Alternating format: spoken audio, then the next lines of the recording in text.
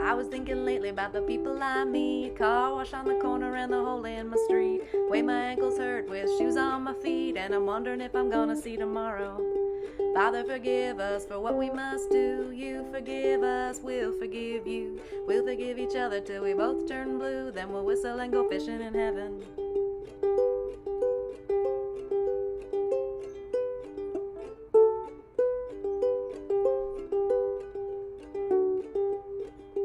I was in the army, but I never dug a trench. Used to bust my knuckles on a monkey wrench. I was into town and drink and give the girls a pinch, but I don't think they ever even noticed me. Father, forgive us for what we must do. You forgive us, we'll forgive you. We'll forgive each other till we both turn blue. Then we'll whistle and go fishing in heaven.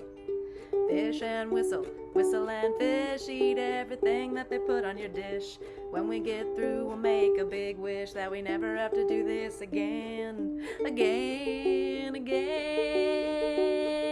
On my very first job, I said thank you and please. Made me scrub a parking lot down on my knees. Then I got fired for being scared of bees, and they only gave me 50 cents an hour. Father, forgive us for what we must do. You forgive us, we'll forgive you. We'll forgive each other till we both turn blue. Then we'll whistle and go fishing in heaven. Fish and whistle, whistle and fish. Eat everything that they put on your dish. When we get through, we'll make a big wish that we never have to do this again.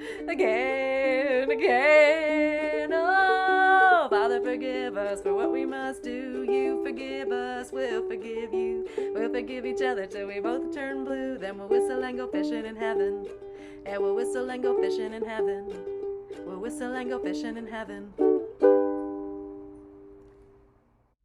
We are a variety stream. We play music every Monday around 8 p.m. Central with song requests and media requests, live learns, and special musical guests. We do Workshop Wednesdays where we like to try out new kinds of streams, sometimes starting as early as 7:30 with Metaverse, conversations in the metaverse about the metaverse. VR tours at 8 p.m. with Carlos Austin and the XR Social Club in Altspace VR and or VR chat. And if it's a lucky Wednesday, we'll visit Wade's guitar building workshop and check in on the latest line of Potty Mouth guitars. On Sunday nights, we play games, old school, adventure, RPG, retro, indie, RC, open world, interactive, fanfic, Metroidvania, mostly Chrono Trigger, but honestly, I'll play anything once. And if it's a lucky Sunday, like a first or a third or a fourth, we've got call-in, voiceovers, and reactions with friends. So find the heart to follow us, say yes to get notified when we go live, and start earning your atomic beans today simply by watching our channel. Earn enough beans to make me change my hat or see my cat. Until then, make every media.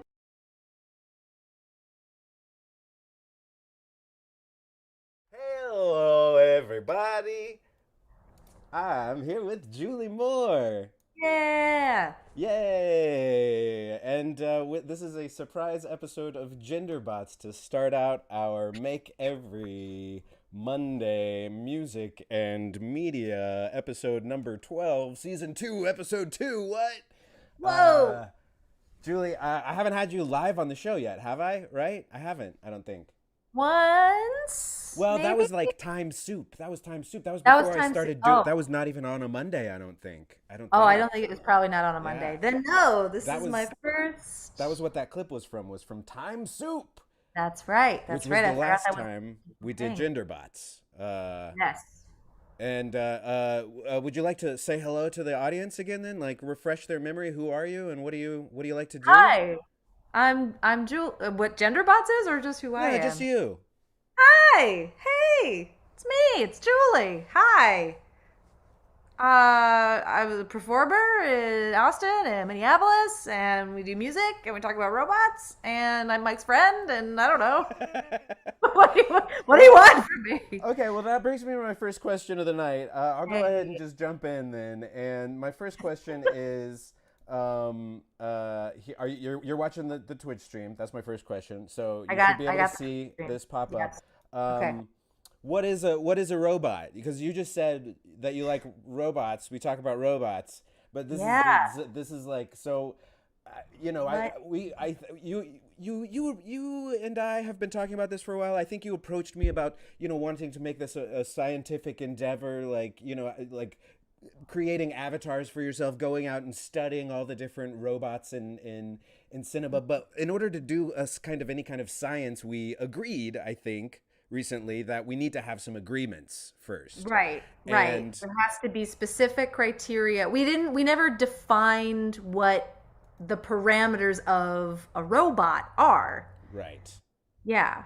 yeah. And is that an issue? Like, should we do that? Yeah, well, I think especially because we're talking about representations of robots Yeah. instead of like real life robots, that like what's cool is that like sci-fi has like gone off in so many directions and wants to like play with the edges and boundaries of like what robots are and what robots do, that like what things even count as a robot to talk about. Yeah. Yeah. So we have a theory on that, I think, and we're trying to keep it as simple as possible. So it's just two things that make a robot according to our current working theory. Did we get it to And two? Oh, look at us. yeah, we got it down to two. Okay. And so one is that a robot is something that is created by an intelligent being, Yes. and then the second thing is that it functions automatically, even if its function is to, hammer itself in the head there. Um, And by automatically, you mean like on its own. It doesn't have to be like we talked about the difference between a puppet and a robot, where like a puppet has to have everything done by someone else in any given moment, and a robot you can just like whether it's a switch or whether it's a series of things, like it can like operate on its own. yes, exactly. Okay. Yeah. Yeah. Um, Great. So that's yeah, those are the two that I think that's still we're in agreement on those, right? I'm definitely in agreement of those two. We did talk about some other ones that maybe count as like Okay. So subsets. that brings us to Okay. yeah. Um, let's see. So created by an intelligent being, functions automatically, but then we have these boundaries of our working knowledge of robots. Hmm. And there are five of those that we talked about. These are boundary probing Oh, I see. questions that Okay. we want Okay. to that we're discussing in this podcast, and that we're like, Hmm. we're like not, these are basically the what Wikipedia would tell you is a robot, like all the different things that could make up a robot. But we're like, physical interaction with the world, is that necessary for something to be a robot, or is artificial intelligence that does not interact with the physical world still considered a robot? It's just a question. I don't know that we have an answer for it yet. um, Yeah. but I think for our purposes we do consider AI, so that's why this is a question. But often AI does have a physical manifestation in the world. Most Right. often, it is able to, in some way, even if it's only psychologically, uh, Mm-hmm. Hmm. you know, But yeah, but and to say that it interacts with the physical world in the sense that not necessarily like I'm going to go over here and like flip the light switch on physically with some sort of thing, but like it can manipulate, it can suddenly lock all the doors in the house or change the temperature in the room or whatever, right? Like that's this is Shut up! this is a live show, so it had to happen. And what you're a little ahead of the game. Oh Him, it's man. Susan Tail vlog. Just give me 3 more slides, okay? I mean 5. I mean 7 more slides. 7. They'll be quick slides. Yeah. Thank you for tuning in, though. Yeah, keep you Great know question. Great question. keep Love watching. it. Great question. We will get to that. That's the first question. The Yes. second question is synthetic biology. I have questions about that, like the Yes. vision. He is. I have questions about molecular, things that we're Hmm. doing with CRISPR and creating genes. Like, do those become, when do if it's a robot built with cells and molecules that are human, is that still a robot? I don't know. It's a question. Does it Yeah. count? Yeah. Or if there is something that like Cliff from Doom Patrol, or like there's a metallic built body, but there is a human organic brain in there. Is that still a robot or Yeah, not? exactly, Yeah. exactly. I'm going to go ahead and, at this point, press record on the Zoom meeting because I was just fumbling and... Recording in progress. Oh, great. Okay. Whatever you said, it's going to have fumbling over it. So I'd like you to say it again if possible. Is that all right? Oh, We're live over there. Of course. I was bringing up Cliff from Doom Patrol that has a built metallic body that was built by another living organism, but has the biomass, the organic human brain in it. Yes. Does that still make him a robot because he has organic tissue? It's a question that we keep asking each other, you know? It's true. Yeah, so that is synthetic biology. And C is emotionality, personality, accents. Are they all really the same thing? So there's something there. I think I'm not actually sure what the question is here, but so I'll just keep moving. We've got C3PO there. I'm programmed for etiquette, not destruction. You know, I mean, is his personality, because he was programmed that way, does that make him exactly who that character? I mean, you know, can he be reprogrammed? I think we've seen him reprogrammed. D, purpose. Must there be a specific one? And here we have the classic butter machine from Rick and Morty. What is my purpose? You pass butter. Oh my God. Yes. So that is D. And then E is soul. What about it? Do robots have souls? Can they get souls? Can Bicentennial Man get a soul only because he's played by Robin Williams? Or is not having a soul a prerequisite for a robot? Yeah. Or does that, because I feel like that sort of overlaps Venn diagrams with the synthetic bio thing. It's like fantasy and sci-fi play with it. Agreed. That question, but like as a stipulation for is it a robot? If it has a soul, does that discount it having a Yes, and this is back to Vision a little bit. Like I feel that Vision has a soul. I mean, he has a mind stone, but I also feel he feels like a very soulful character.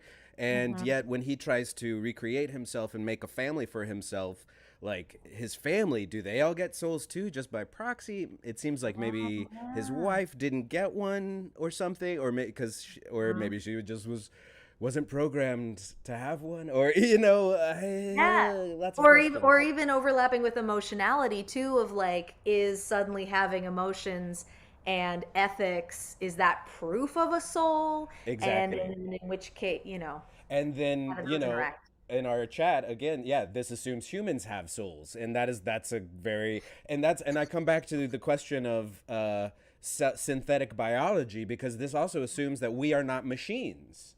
And I think that is a basic assumption that Julie and I just have to make in order to have this discussion at all. Or to have this be a conversation about robots at all. Right? And I think, you know, because we definitely had that conversation. And like in the Ridley Scott universe, it appears humans were maybe engineered. And so does that make us the same as aliens? Are aliens and us, are we all robots? Or did they engineered life? What's the difference between life and machine life? All these things. Yeah. So they all work together in concert, and that in a way reminded us a bit of the Infinity Gauntlet there. And it turns out we've got like pretty close to at least 5 of 7 Infinity Stones: Soul Stone, Reality Stone, Space Stone, Purpose Stone, Mind Stone. Purpose I don't think is a stone, but It is now. But it is now, yeah. And this all brings us back to our central question, which I think we keep coming up against, which is is Frankenstein's monster a robot? You called it. You called it in the chats. Or is it an automaton or a zombie, or is it just undead, or what is it? What is it? What is he? Because he clearly seems to have a gender. There's like fetish associated with him. Later on, he becomes the Munsters and has a family, you know, this character. And Abbott and Costello, and like, and then a bride that he forces his master to create for him, or that he creates. I forget which is which in the book or the movie or the TV show. I You know, feel like forget. Yeah. I don't know. I'm gonna Well, talk out my ass. yeah, I mean, and then I think in some versions the bride goes a little crazy or something, and so Right. it's Well, she's very got to bring something to the table, because which otherwise. which makes it seem like very parallel to the story of the Visions, which is a great follow up to WandaVision. It's a graphic Hmm. novel only, but yeah, there's some parallels there. Hmm. Um, yeah. Any other thoughts about Frankenstein for right now? Because I mean, I know we're gonna just keep coming back to him. It We are, because I feel like then every time, how it's gone so far is that every time you and I go, well, no, but then clearly he is or isn't a robot, then we talk ourselves into another loop, and then we were like, oh shit, maybe he is a robot, and then we're like, oh shit, no, he can't be a robot. Um, but I feel like we get pretty definitively. It's easy to definitively be like he is or he isn't until we start asking more questions. apparently in one of the movies, Dr. Frankenstein was convinced to create the bride by the evil Dr. Pretorius. Oh, Interesting. Um, interesting. well, let's then move on to a question that I think we can solve, that we Yes. can answer, which is, what is a genderbot? What is a gender bot? And by a gender bot, we mean what sort of robots or technology fall into the conversation we want to have, right? That's right. Like, That's right.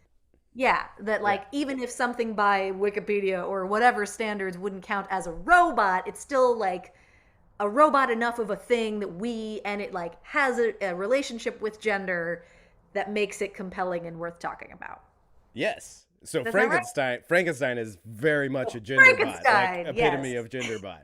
And Yes, yeah, absolutely. absolutely. And so Frankenstein is Genderbot, things like Hal and and what's her face her from Her. He ScarJo has a from name, Her. but I ScarJo's forget. character. Hmm.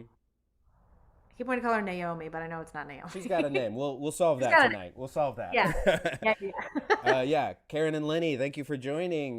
You get robot from spending too much time on a rowing machine. Is that what a robot Oh, is? that's Robot. Yeah, I yeah. will say thank you for saying that, because in my research over the last week, I discovered that the pronunciation of robot changed over the years. In the 50s, it was robot.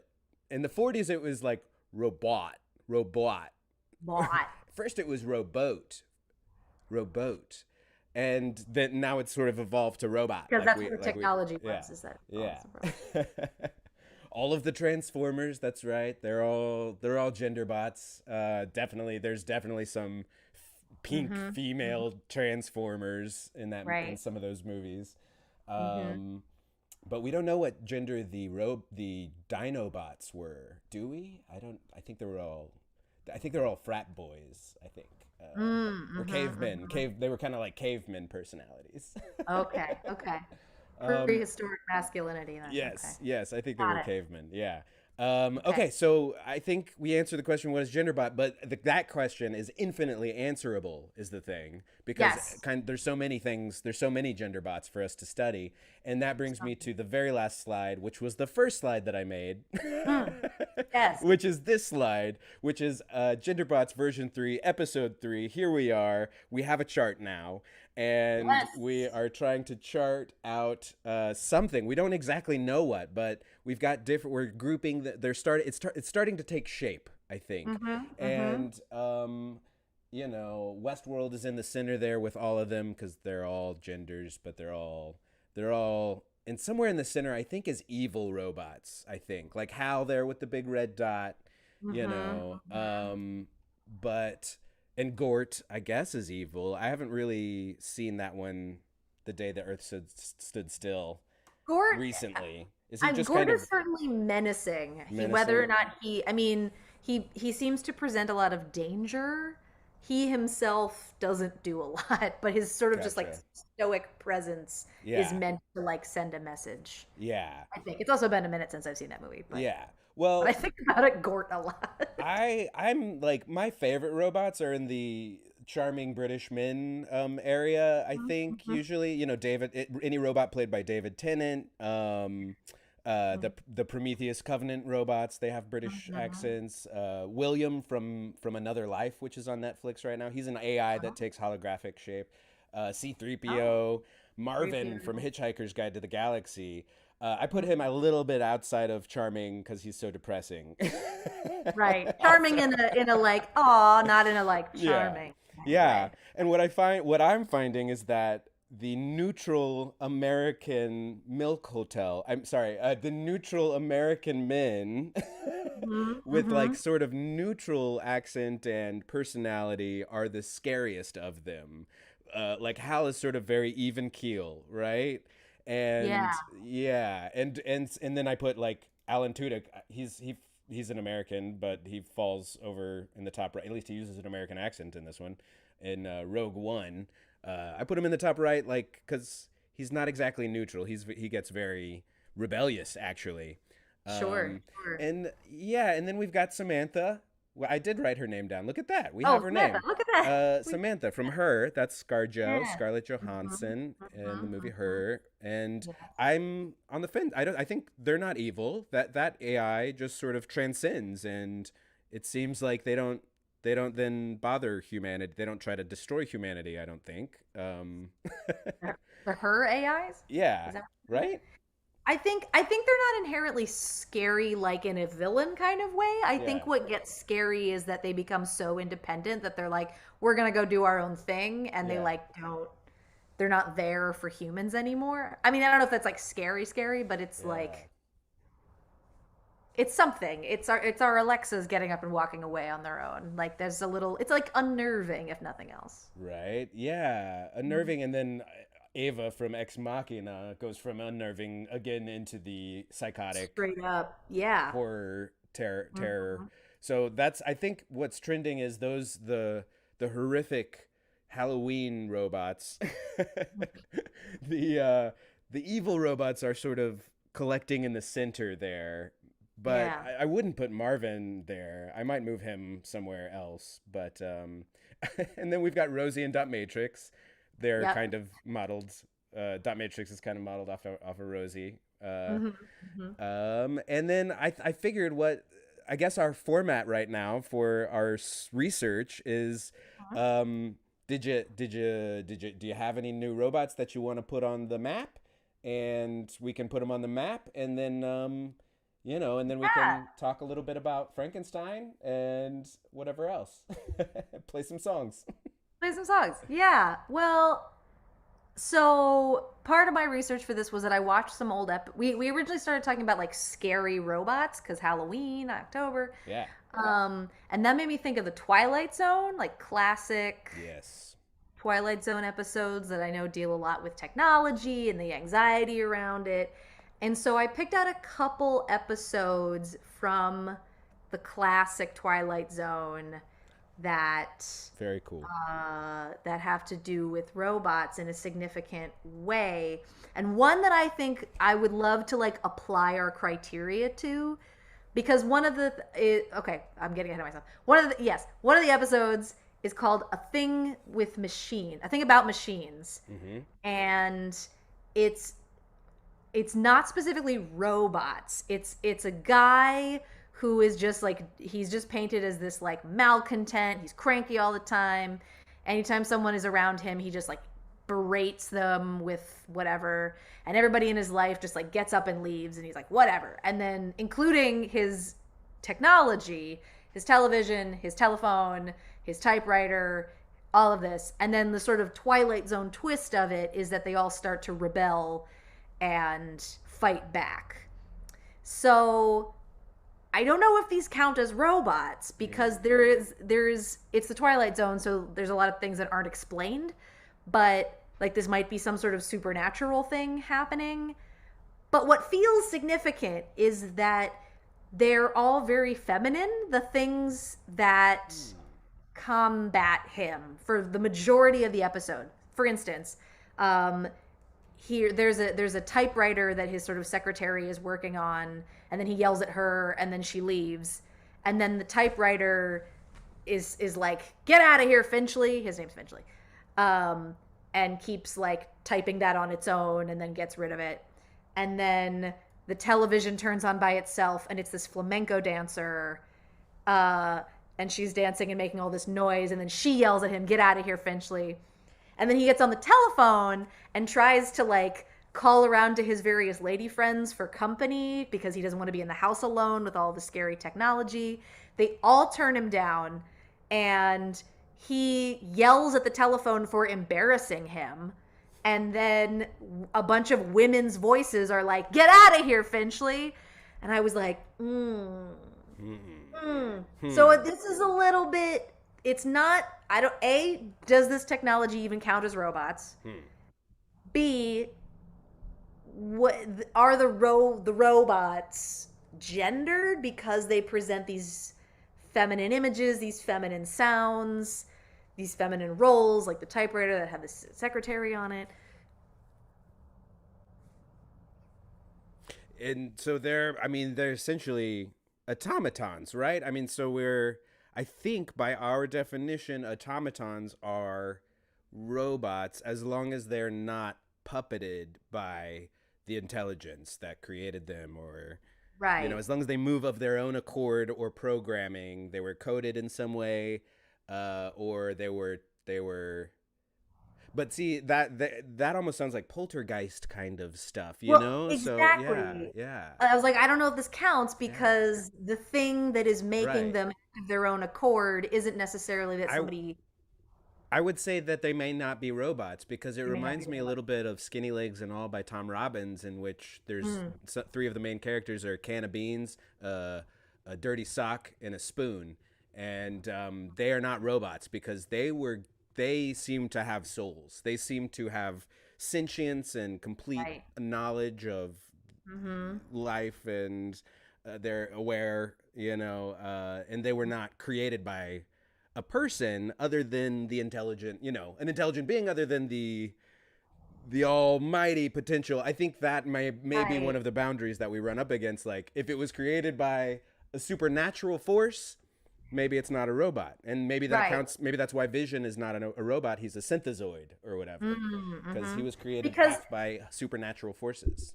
yeah, Yeah. because their structure and their function are created by humans, but their intelligence, the thing that makes them act independently, wasn't necessarily. Mm-hmm.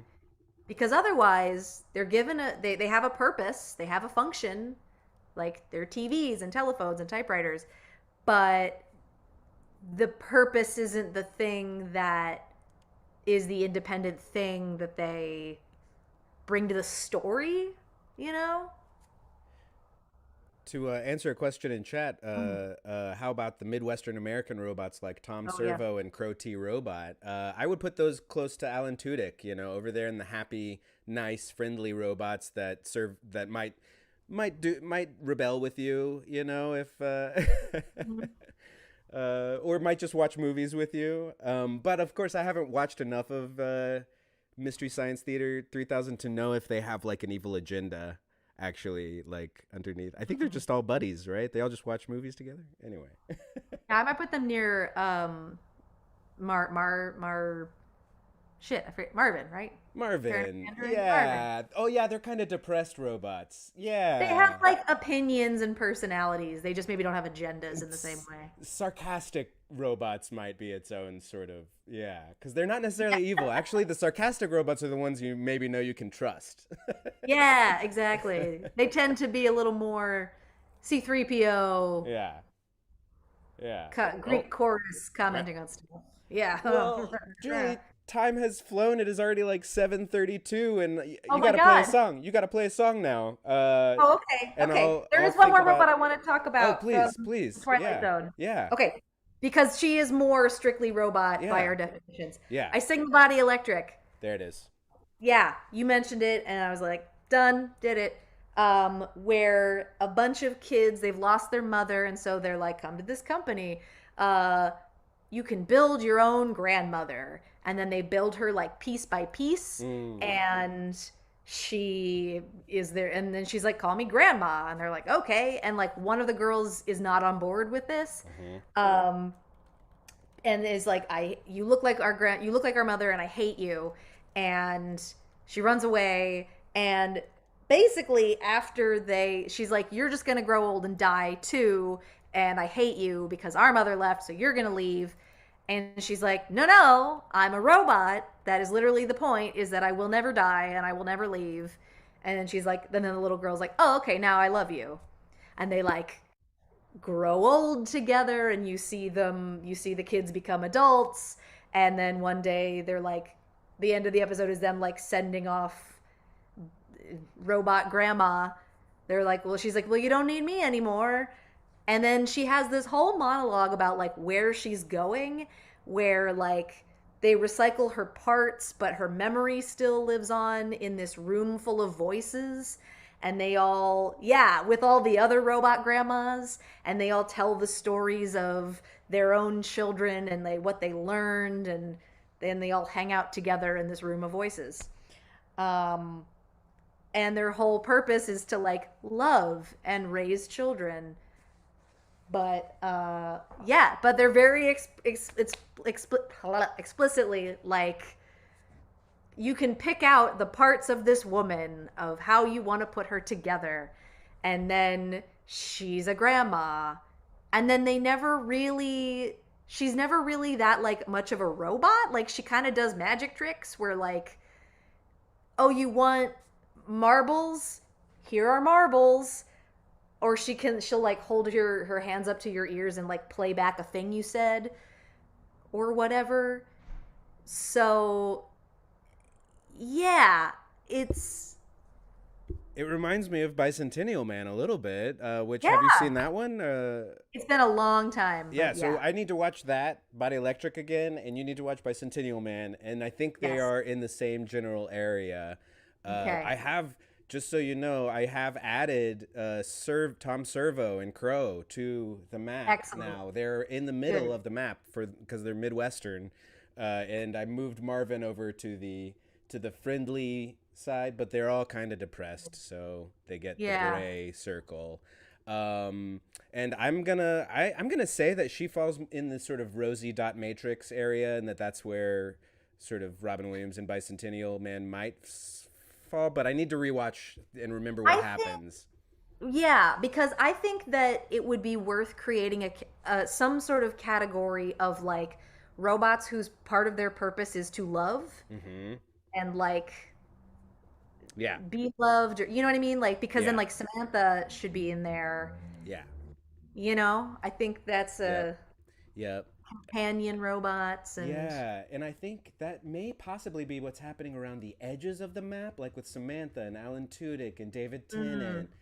Those are the sort of edges of the map are like robots that we want to love, and well, the Haley Joel Osment and AI and Jude Law and AI. but I mean specifically not just that like we the viewers like them, but like part of their Right. purpose is to love and be loved. Like that Absolutely. feels significant to me. Yeah. Yeah. Well, yeah, and maybe that's something we should focus on for February. I'm just kidding. We don't have to always theme it, but let's do a Christmas Genderbots episode, right? Yeah, of course. Play a song. Play a song. Yeah, okay. The time passed so fast. It does. This is why. And you're welcome to stick around while Corinna comes on, if you just in case you want to play another song in between our songs or something. Fair enough. Totally welcome. Well, thanks.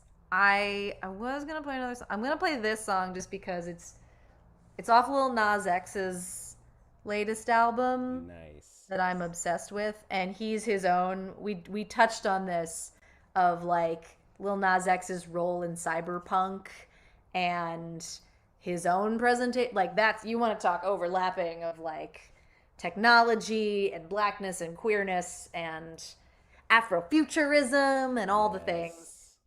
Yeah. Well, that's a thing that we should talk about one day. Yeah. Awesome. Because that's great. But okay, fine, I'll play a song if you want. Yay. Yeah. Okay. Every song, every dream filled with hell from beyond. As I'm sinking, I relive the story.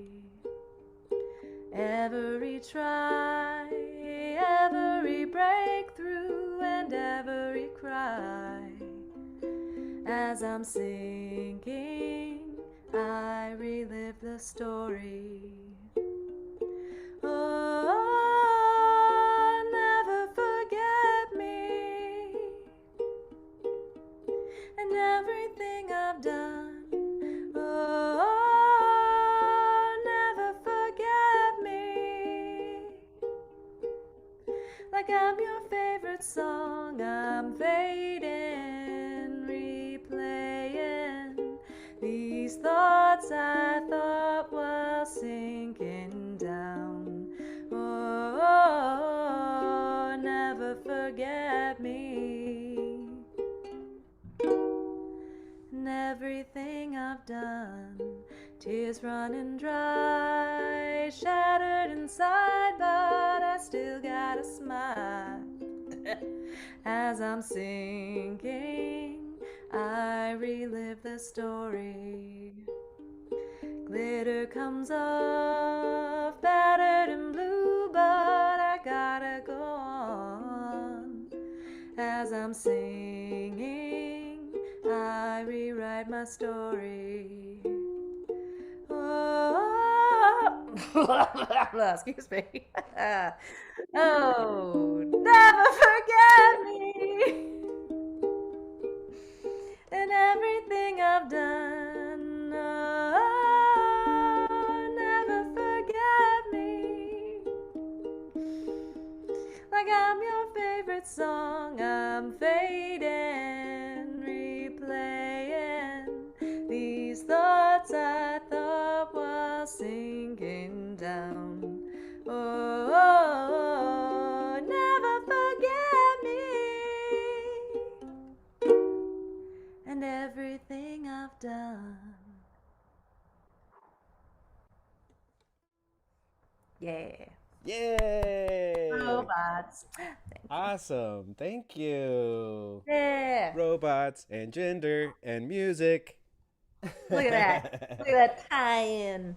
This has been Genderbots Episode 3, Version 3. And we're going to go to a brief intermission and then bring Corinna on. And we'll see you in like 2 or 3 or 5 minutes. Maybe 10, however long it takes. However long. But we'll be back. And Julie, you might stick around, or are you off? You feel free to take off. I might take off. Okay, all right. Yeah. Yay, Julie! Yay! Give her a round of applause, everyone. Awesome. Thank you so much, Julie, for joining me. Yeah, thanks for having me. Yeah. All right, here we go. Going to intermission now. We'll be back in about 2 to 7 minutes. Alan Tudyk minutes. Alan Tudyk minutes. And next time, love and robots. Love and robots. Love and robots. Yeah, why not? Love and robots. To run out of steam. Somebody said we could be here. We could be roped up, tied up, dead in a year. And I can't count the reasons I should stay. One by one, they all just fade away. Thanks for watching.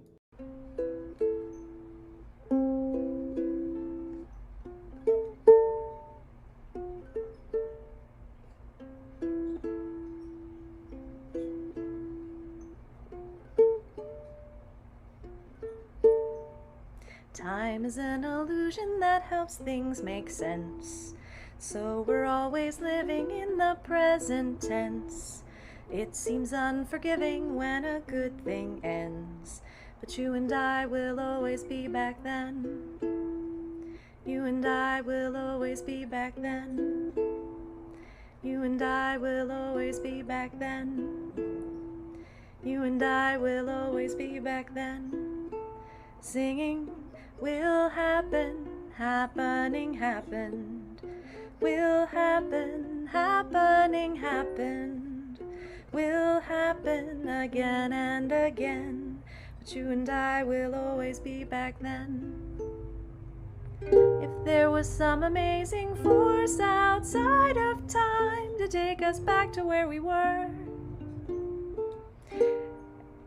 and hang each moment up like pictures on the walls inside a million tiny frames so that we could have it all.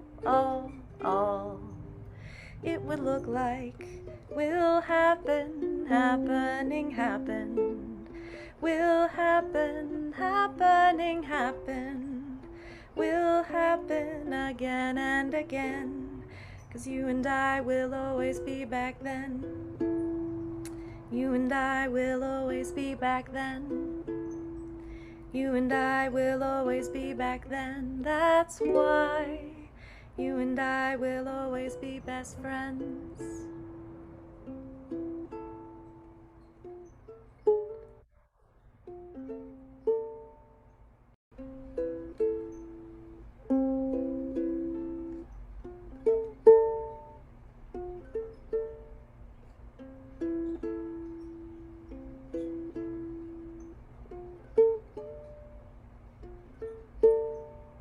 Time is an illusion that helps things make sense. So we're always living in the present tense. It seems unforgiving when a good thing ends. But you and I will always be back then.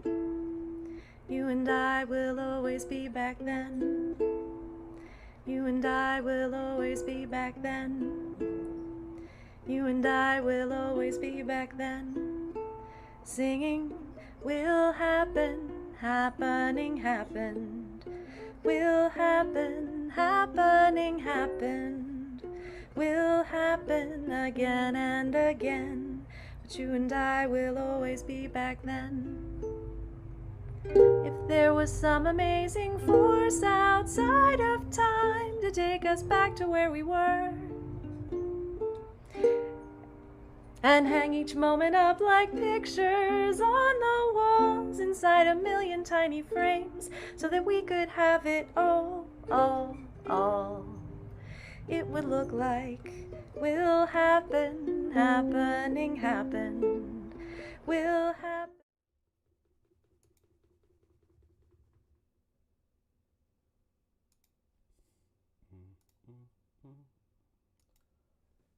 Ooh, spooky transition.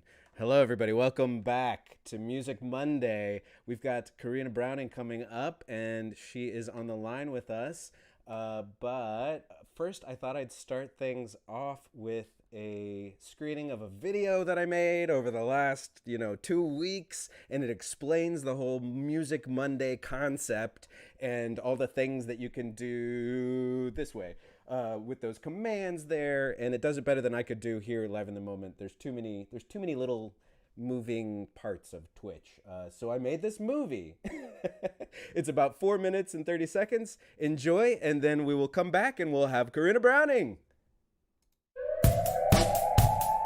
And now, Make Every Monday, Music and Media with me, Mike, from Make Every Media, and sometimes Megan, and often Magellan, and a myriad magical musician mates. This show is best experienced at twitch.tv/makeeverymedia while logged into a Twitch account. It's totally free to sign up for if you don't have one already. Just boop. Boop. Things got a lot more gamified over here since we became a Twitch affiliate, Like, now we got these channel points, and they says, I can call them whatever I want. So what did I do? I went with beans, because it's fun to say and it's fun to eat. And what do? You get 220 beans an hour while you watch me play music and video games and talk to people in reality and sometimes in virtual reality. And you gotta keep in mind, these are atomic beans, so you can use them to make me do things like hydrate, or stretch, or swap hats, or do a different voice, or improvise a song, or you can guide the post-show raid to a channel of your choosing. You can see your channel points, your beans, collecting over on the bottom left side of that chat area, right next to where you type in a message. And if it's highlighted like this, you can click on it for extra beans. And then you press that purple atomic bean right in that same area again to see our list of rewards and claim one. At the moment, we're just trying to reach 10,000 beans redeemed, at which point I will do a full expose of Magellan's beans. I will find my cat, and I will bring you his little toe beans, as seen here, and I think I'm going to publish something on Bandcamp, too. I've never done that. Every 10,000 beans, I'll publish a song on Bandcamp. How's that sound? It's Magellan's Rainbow Bean Challenge. Last thing about beans, I promise, is that you can earn even more beans per hour if you subscribe to our Twitch channel. And depending on which tier you subscribe at, you can get custom emoticons that you'll be able to use all over the rest of Twitch, and you could earn up to like 2 times the beans per minute. That's a lot of beans. If you want to know about other ways you can help, check out our Patreon page at patreon.com/makeeverymedia. If you subscribe there, you'll get to see all of our edited content weeks before everyone else. You'll also get access to subscriber-only sections of our Discord, where you can even help guide our content creation if you like. And that brings us back to Music Monday. Those of you that are here with us live in the chats, you can now type in !songlist or !SL to see a list of over 100 songs that I might play for you tonight. If you see something you want to hear, you can make a request by typing !song request or !SR space and the name of the song. If you'd like me to add something to my song list that you don't see on there, you can request a live learn with !live learn or !LL and a space and the name of the song, and then you gotta add cheer or at least 500 bits, which is basically like a $5 tip, and I'll learn it for you right there over the airwaves. You can also make a media request now that we watch something from YouTube by typing !media request or !MR and then a space and then the YouTube link. And then we might watch that at the end of the stream together. And there are more commands to play with in the chats. You can type !commands for the full list. I don't even know what they all do yet, but I'll update this video if they do become important. In the meantime, redeem those beans so we can reach our goal of 10,000 beans, and then I'll finally publish a song. Thank you for your time, future people. This is Michael from the past, October of 2021. Now leaving you in the capable hands of my future self, coming to you live from Austin, Texas. It's just another Music Monday, or Play Along Sunday, or Virtual Reality Wednesday. This is just another Music Monday. Oh, eh, oh. I wish it was Sunday. Oh, oh, I don't have to run day. Oh, but it's just another Manic Monday. You're welcome.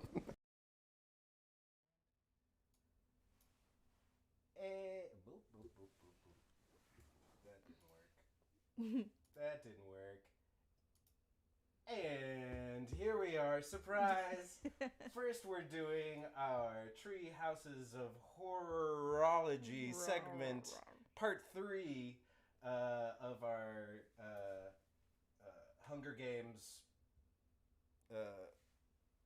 Battle Royale of Simpsons Treehouses of Horror episodes. And we've got our judging system today on a document cam here. So do you want to just dive in and... Sure, yeah. So, yeah, we watch it every year, and I feel like we discussed it. And last year it was kind of like a fact-finding mission and just, like, really learning the sketches and, like, just, figuring out the formula of it all, and which is pretty obvious, but... this year it's about like, okay, are we actually enjoying these episodes and relative to each other? We kind of started off with just a literal ratio, like, okay, there's 3 sketches and an opener generally. So out of the 3 sketches, do I like them? 1 out of 3, 2 out of 3, 3 out of 3. But then it gets a little bit harder because then we talked about couch bonuses, if the couch gag was really good, or cohesion bonuses, if the whole episode just kind of feeds into itself. And so far, we're on episode 16. Tonight we'll watch episode 17. And number 4 has become the episode to beat. It's just consistently, you can see from... give me a pen. I need something to point with. Oh, thank you. Just from, so week 4, from its debut on, it's just become our episode to beat. whereas episode 9 has really fallen to the bottom for us. So it's been a fun experiment. I'm enjoying it, and we talked next about potentially next year. This year we're watching one episode per day, so October 1st we watch number 1, the first Simpsons Treehouse of Horror. Wait, there's something to talk about. Is that we discovered, like, they're colloquially known as the Simpsons Treehouse of Horror, the Halloween special, but it wasn't until season 14 Halloween Special 13 that they actually started referring to them as the Treehouse of Horror. Previous to that, it was just the Simpsons Halloween Special. That's right. And so yes. And welcome, Swirl Baby TV. They were watching our last week episode recap and realized we are live now. Hooray! Welcome. Karen and Lenny, how's the volume now? Can you hear both of us? I've got my mixer going. Forgot to unmute it at the beginning of this segment. I was just talking to myself. You were talking. You could be heard. I could not be heard. Okay, that's good. In my introductory segment, but that doesn't matter. I can redo that later. So do you want to talk about the judging process? Like our last one. What did we have to do? Where do we start now? So it's kind of become like I think it's just going to get harder from here, but it's kind of like when you have too many files in a filing cabinet and you have to like really push and just kind of see where there's like a little bit of wiggle room, because it's really just become like we have this, we don't need the original anymore.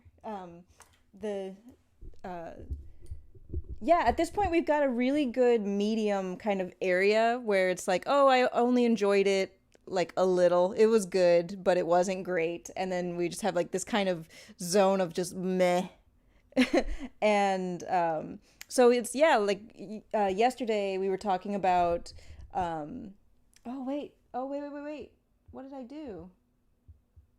Something's wrong here.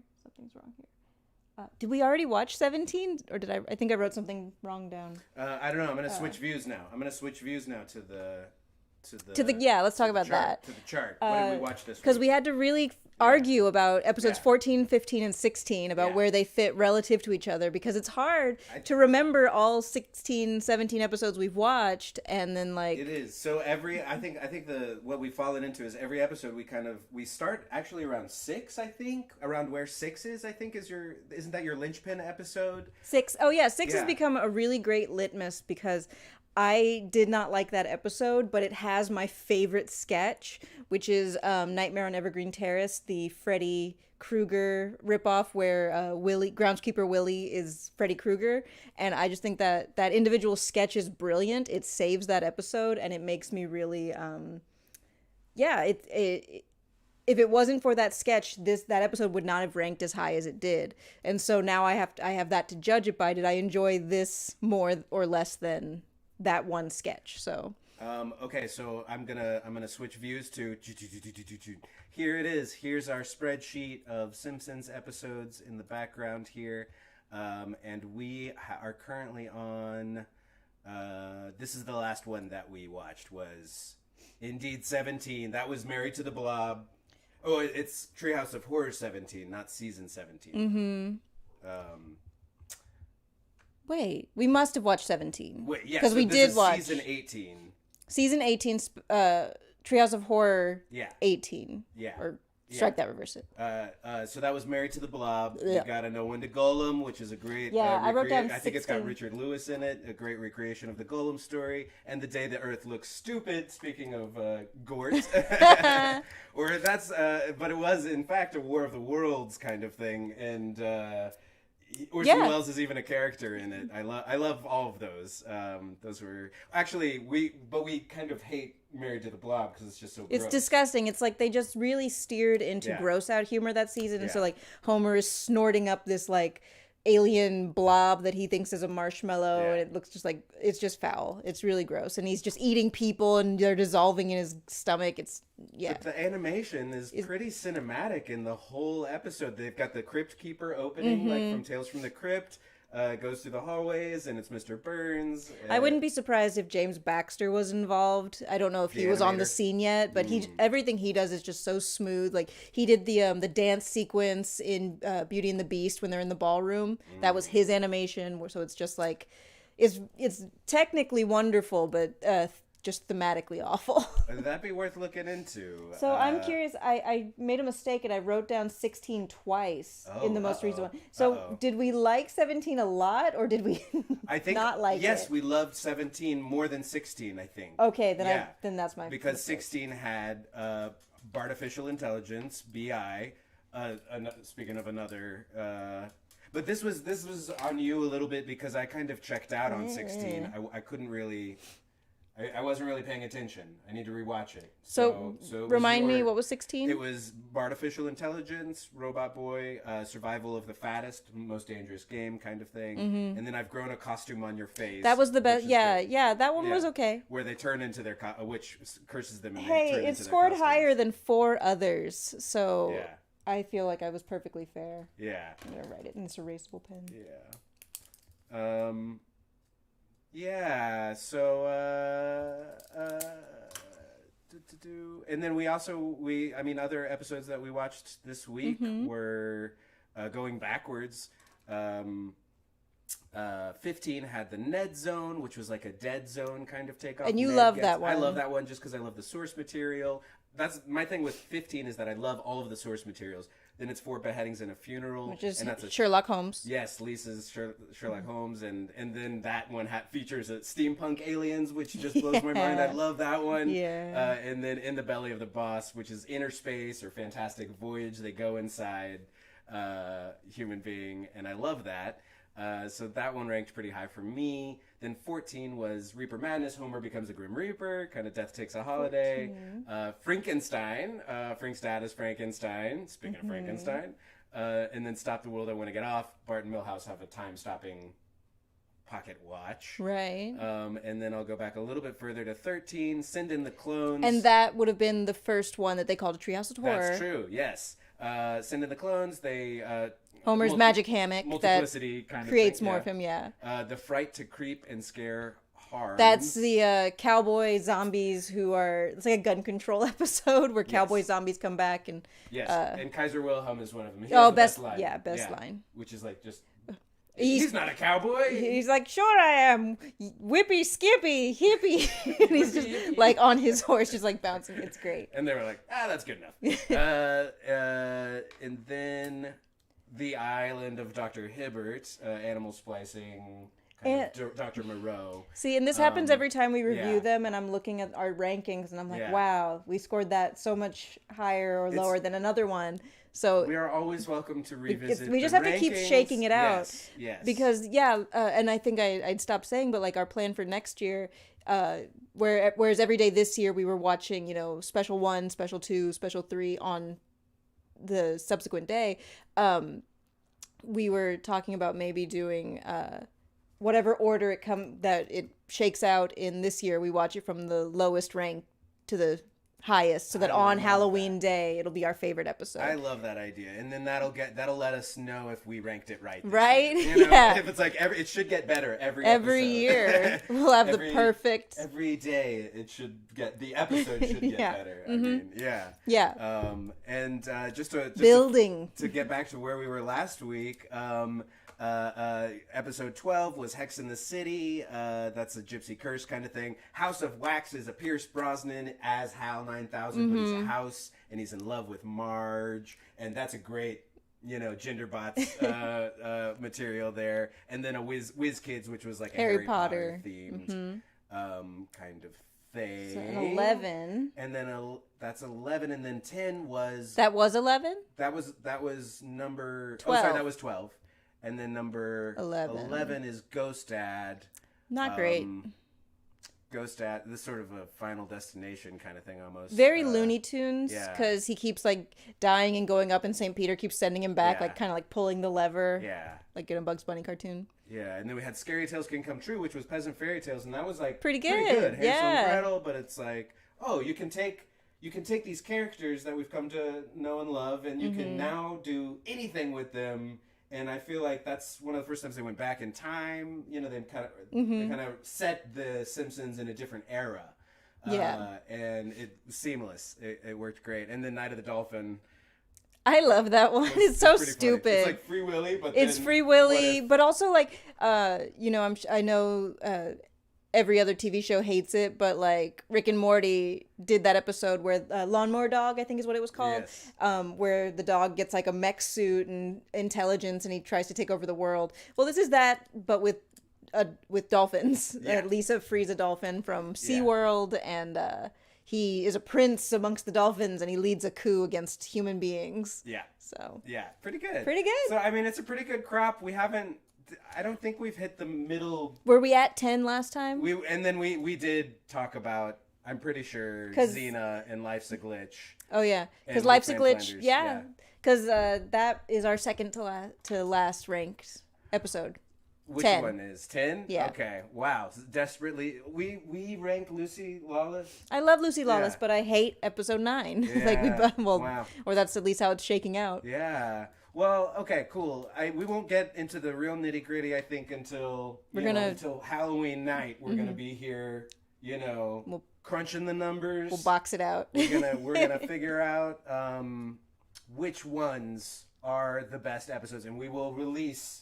In November we'll have our rankings for 2021 of Treehouses of Horror, and you'll be able to watch them in order too. Simpsons Yeah. Halloween special Treehouse of Horror definitive ranking available November 1st. That's right. I just a couple of other things I think to mention real quick before I forget. Hide the chats real quick, so you can see the spreadsheet is that starting from. They stopped having the couch after 10. That was a Yeah. callback couch, which was great. And then no more couch after that. No couch. There's not enough time. Like they expand out as much as they can, because you have to remember this is being written for something that has commercial breaks. But then they started bringing in the aliens as closers, like, hey, you forgot about us. Yeah. And then they started bringing them in as openers. And now every episode since 14 onward has had the aliens open it.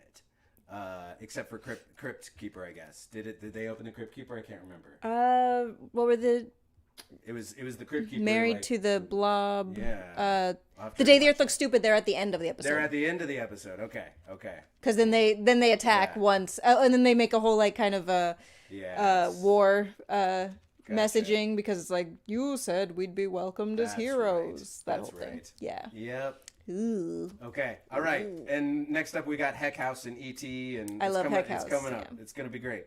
Okay, I just added that alien closer. So you have it by season, right? I do. Okay. Yes. The season is here. But which Treehouse of Horror it is over here. Okay. Yeah. Season. And then which Treehouse of Horrors. So we had our first actual where they named it Treehouse of Horrors. Yeah. It happened. We are well into the Treehouse of happened. Horror era. That was number 13. 13. Yeah. Mhm. This one, right? Okay. Well, I think that's it for this week. And Just a quick one that's this week. Yeah. all she wrote. Yeah. That's Thank you all so much. Matt Groening wrote. Yeah. First Treehouse of Horror. Ruh, ruh, ruh, ruh. Boom. That was number 13. Awesome. Yeah. Yay! Thank you. You're welcome. Enjoy your musics. Thank you. Will do. Let me hide these cameras. All right, and then I'm gonna show my camera slowly but surely, and then I'm gonna check in with Corinna and make sure she's still ready to go here, and I'm gonna hide the Google sheet with the Googling and the Frink. Okay, cool. All right, so we're back to Music Monday, and I am here with Corinna Browning, and it's possible she went and started watching some Simpsons Treehouses of Horrors. Oh, there she is. Okay, cool. All right, here we go. Bringing her on. Hello, welcome to the show. Corinna, first of all, it's been like years since I've seen you, so I've been saying your name, but is it Corinna or Corinna or Corinna? Corinna, I've been saying it right. Okay, good. Oh, my bad. You were muted. Okay, say one more time. What were you named after? Oh, I was named after the swing song Corinna, Corinna, if that helps. And it rarely helps anyone, but if you've heard it, that's what I'm named after. Very nice. So tell us about yourself. Well, I am an actor, artist, singer here in Austin. I was in one of my first Shakespeare shows with Mike back in 2016. Wow. Yeah. 12. Yeah, so I play acoustic music. I've played acoustic music all my life, a lot of swing music and folk music. I do illustration, freelancing, and I have dogs. And yeah, I'm just trying to survive the trauma of the American experience. Right on. And you have your own Twitch channel, right? I do, yeah. My art like business or illustration name is Ghost Next Door Designs.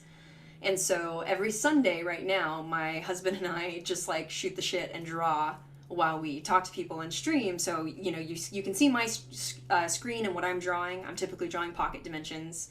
Yes. And we just chat with people. So yeah, if you want to follow me pretty much anywhere, I'm under Ghost Next Door Designs. What is a pocket dimension? So pocket dimension, I didn't invent it. I probably heard it from Riley's D&D speak. But for me, what a pocket dimension started out was a hypothetical question. If you had the perfect environment, the temperature's perfect, it's your favorite weather, all your favorite things are there, what would that be? So for me, that would be the plains, a little adobe house, a tree outside that's good for climbing, my dog's there. And for other people it would be different, different biomes and different things that they would want. And so I started asking Riley what his would be, and then I drew one. I didn't think I could because I'd never drawn anything like that before. I drew one and it kind of took off and people got pretty interested in it. So now people will commission me to draw what their favorite spot would look like. And it's really about like what kind of respite will you give yourself if you're allowed to be totally kind and creative. I love that. Yeah. And I'm gonna shout out to your channel in the chats. But we got Mr. Paxton here from the Rootsbys, I believe. It's OG Rootsby. Sam Paxton, I see, and you're very popular in the chats. But yes, Corinna and I originally met doing Shakespeare on the Whole Foods rooftop, and I want to say that was my first theater band. I think. Yeah. Like before that I had played music for theater shows. I had done it solo mostly though. I want to say, and maybe improv, but it was so cool getting to play with you and learn about the music that you loved, and then you introduced me, or you basically convinced me by singing Langtree's Lament to watch more of Over the Garden Wall. It's so good. And yeah, and I miss that band. I do, and so I do. Yeah, it was so much fun. This is a part of that. This is that. I'm so glad that you're here with me on the air, and that we're playing music again, even though we're remote. Would you like to play a song? Would you like to start with Langtree's Lament, or are you going to use that as your closer? I don't know. I feel such pressure because you left it, and then it was in your wedding, right? And so if I ruin it, your marriage will fall apart. Well, no, actually, the one that was featured in our wedding was Like Ships, which is so quick. But it's so beautiful, Got it. So there's no way I can destroy your union with my blasphemous playing. Impossible. But maybe with the Steven Universe stuff, if you're playing some, but please maybe, do. Yeah. Please do. Yeah. Okay. Let me start with one of my favorite ones to play, and one that I got to play when we were on the rooftop a lot was The Way I Am by Ingrid Michaelson. That's one of my favorites. Awesome. And I think you also got me into her. I ended up getting a CD. She's so good, so good. This was the first one that made me be like, okay, I need to learn how to play more difficult chords on guitar. Right? Okay, cool. Let me know if the sound is not optimal, and I'll pause and restart. If you were falling, then I would catch you. You need a light, I'd find a match, 'cause I love the way you say good morning, and you take me the way I am. If you are chilly, here, take my sweater. Your head is aching, I'll make it better. 'Cause I love the way you call me baby, and you take me the way I am. I'd buy you Rogaine when you start losing all your hair, sew on patches to all you tear. 'Cause I love you more than I could ever promise, and you take me the way I am. You take me the way I am.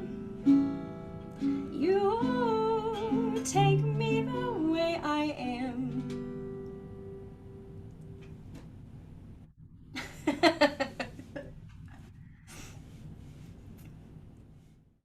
Awesome. Thank you. Thank yes. Ingrid, so beautiful. Thank you.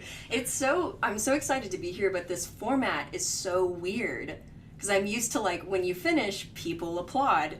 Yes. And it's like I just like feel like I finish and you're like, yay, and I'm like, thank you, one person. It just feels so weird, but it's so good to sing and like be back. Well, I'll let you know. You got woo and woo, go Corinna and yas from King's Rook. And that's my husband. Yay from Swirl Baby TV. And yay Corinna from Susan Ty blog. Is that a friend? And woo from King's Rook. Yeah. Awesome. And clap, clap, clap from Keith. Thank you everybody for being here. Thank you. I love it. It does, like, you know, if you're watching the chats, you can imagine people. Totally. Like, yeah, I specifically have it like walled off so that I'm not trying to look at the chat because I'm so reactive to like chat and Slack and everything like that. So I'm like not looking at it. I'm just gonna watch the Zoom. Totally. Well, cool. Corinna, I mean, you've got a list of songs to play, and I want to just like let you play as many of those as you want in a session. Like I'm just, 2 or 3 right now, and 2 or 3 right now. As many as you want or feel like you can, and then I can play a couple in between, like for you to take a break if you like. Okay. But I just love your music so much, and I know that you've prepared a good list, a healthy list. Yeah. And really, the only thing on my song request list right now was I requested from the robot. I had it request a random song, and it was The Proclaimers, I'm Gonna Be 500 Miles. So nice. I can sing that at some point, and since you did Genderbots earlier, I might just continue to have it throw out some random songs for me to play. But sure. From now on, I mean, this is your show. Yeah. This is my show. Yeah. Awesome. Well, I've wanted to, so my history with Twelfth Night, the show we were in together, is that it was the very first Shakespeare I was ever hired to be a music director on. And it was a lot of fun then, and the music was very different. And it's the only time I've ever like arranged my own music, because otherwise I do not write music. I do not feel comfortable doing it, or I just don't feel like I'm very good at it. But I arranged this version of Oh Mistress Mine, and it's something I've kept with me and played. Oh, yes. So, and I'm using my songbook, so I apologize for the flipping, but I know I'll get nervous, so I'm reading out of my production? Songbook. Where was this production? This was before our 12th night. This was before ours. Yeah, like in 2012, I want to say. It was out in Palo Duro Canyon, outside of Canyon, Texas. There's this big spectacular musical called Texas, and they bring in a bunch of people, a bunch of dancers and actors and everything like that. And as part of the kind of summer stock show, they put on 2 Shakespeare productions and an opera. And so I didn't know any better. I hadn't done Shakespeare before. I was like, 12th Night sounds like a riot. And I didn't get in, but they wanted me to do music. And so, yeah, I did this Mistress Mine. Oh, and also, I just have to brag. This is the first Martin I've ever owned. It was a Christmas present, and I'm obsessed with it. If there was a house fire, I would leave my husband in here and my dogs in here, and I would grab this Martin. to be really honest. Okay, so this is Oh Mistress Mine from Twelfth Night. Oh mistress mine, where are you roaming? Oh stay and hear your true love's coming. Oh stay and hear your true love's coming, that can sing both high and low. Trip no further, pretty sweeting, journey's end in lovers' meeting, every wise man's son doth know. What is love? 'Tis not hereafter. Present mirth hath present laughter. Present mirth hath present laughter. What's to come is still unsure. In delay there lies no plenty. Then come kiss me sweet and 20. Youth's stuff will not endure. Youth's stuff will not endure. So beautiful. Thank you. I love it.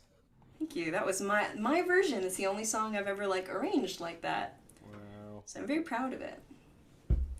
I think I'd like to tackle Langtree's Lament next, and then Yes. you can take a turn. Awesome. Sounds good. I don't know if I should be trying to. I'm really bad at like small talk between songs when I play, so I don't know if I'm supposed to be doing that. You're doing it right now. That was some small talk. That what you just did just then. Oh, that was shit. great. All right. It was So so I'm doing it natural well. too. It was so natural. Thank you. So Langtree's Lament, if you don't know, it's from Over the Garden Wall, which is an amazing, I don't even know how to describe it, like Halloween fall story. You can watch it on Hulu, and the music is insanely good. And they have like opera singers doing voice parts, and it's just got a stellar voice cast. And the lore is really cool. I don't know, it's just really cool. And one that caught my attention is there's this school teacher who is trying to do her job and teach her kids the ABCs, but her lover Jimmy has just run off, and so that's all she can think about. And so her entire ABC song is this like mournful ass ode as these kids are just trying to learn. So I really took a shine to it, and I learned how to play it on ukulele. Oh yeah. Okay, yeah, I think I'm good. I'm gonna step away just for a second because I love the song. I'm listening to you, but if I don't make it back in time, vamp, do the small talk. This is Just do the small talk. Okay, I've got it. I've been training for this. Okay, I'll be ready. Okay. All right. A is for the apple that he gave to me, but I found a worm inside. B is for beloved that I called to him before he left my side. And C, yes, see what he did, that's D. Did it to poor old me. How could I be such an emotional fool? F.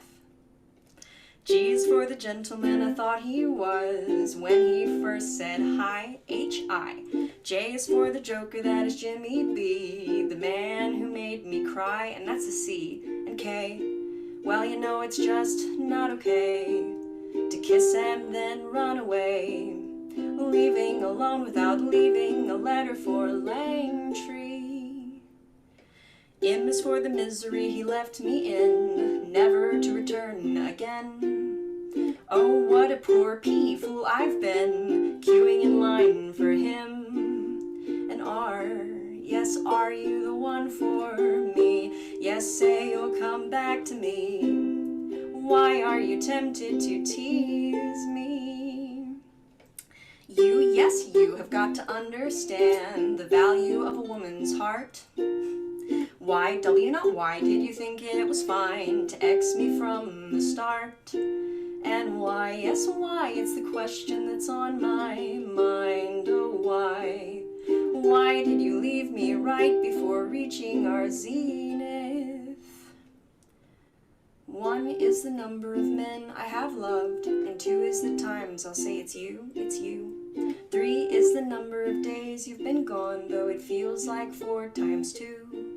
And 8, the hour the sun goes down, I remember life with you around. I wish I had 9 lives like that one.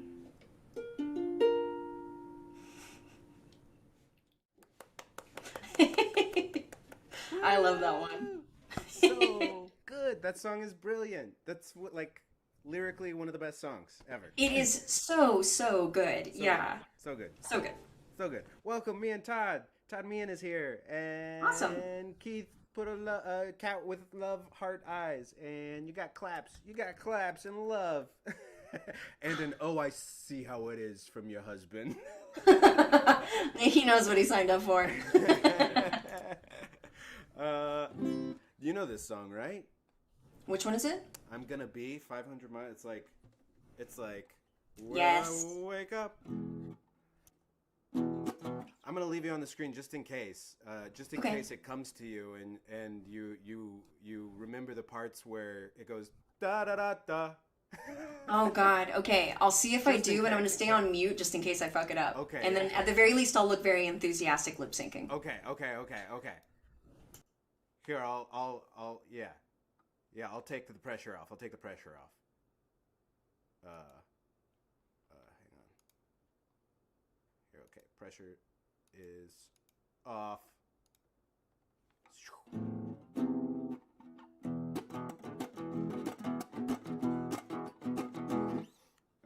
This song I ended up playing a lot in a subsequent theater band, which I then, did a lot of theater bands. It became kind of a thing. All right.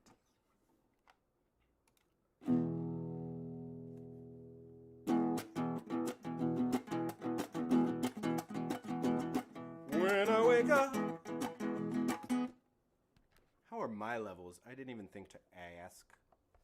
I hope they're all right. I've got 2 mics going here. One's a shotgun mic and one is this condenser. So let me know. When I wake up, well, I know I'm gonna be the man who wakes up next to you. When I go out, yeah, I know I'm gonna be the man who goes. Sounds okay? All in the left ear here. Okay, all in the left ear. Nothing in the right ear. Thank you for that feedback.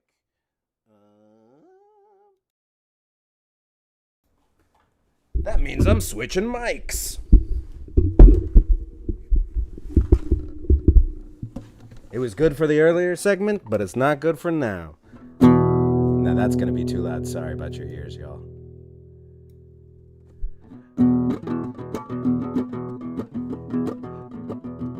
When I wake up, well, I know I'm gonna be the man who wakes up next to you. When I go out, yeah, I know I'm gonna be a man who goes along with you.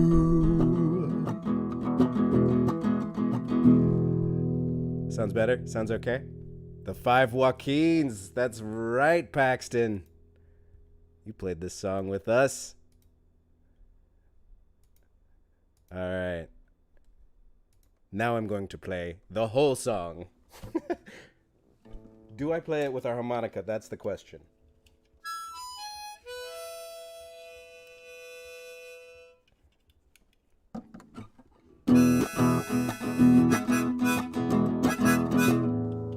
Yeah, I think so.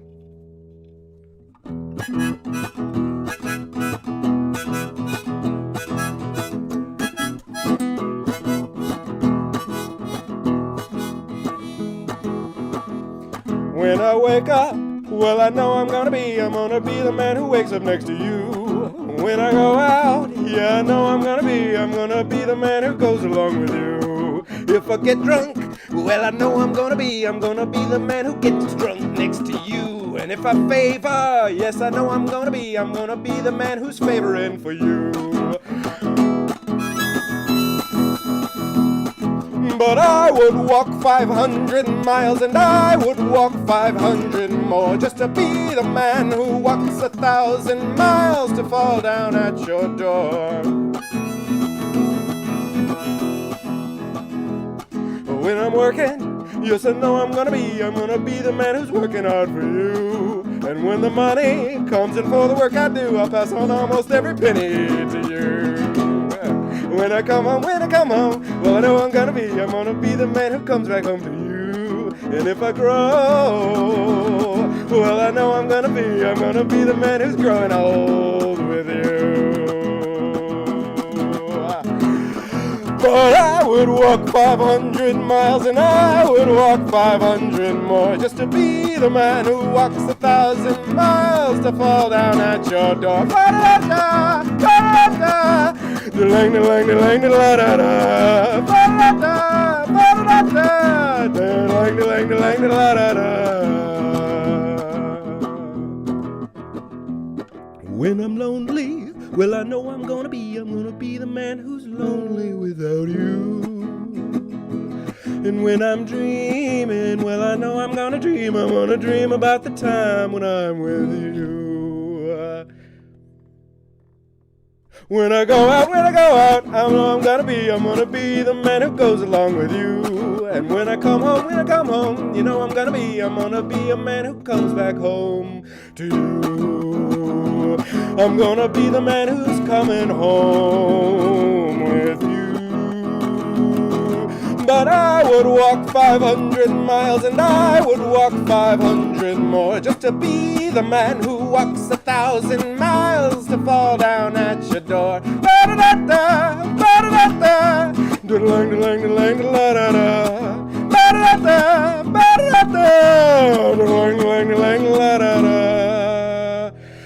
But I would walk 500 miles and I would walk 500 more just to be the man who walks 1,000 miles to fall down at your door.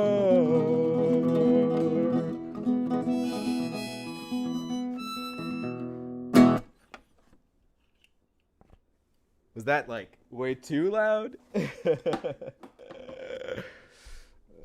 We'll find out from the chats. Kingswork got a woo. All right. I think I'm all right.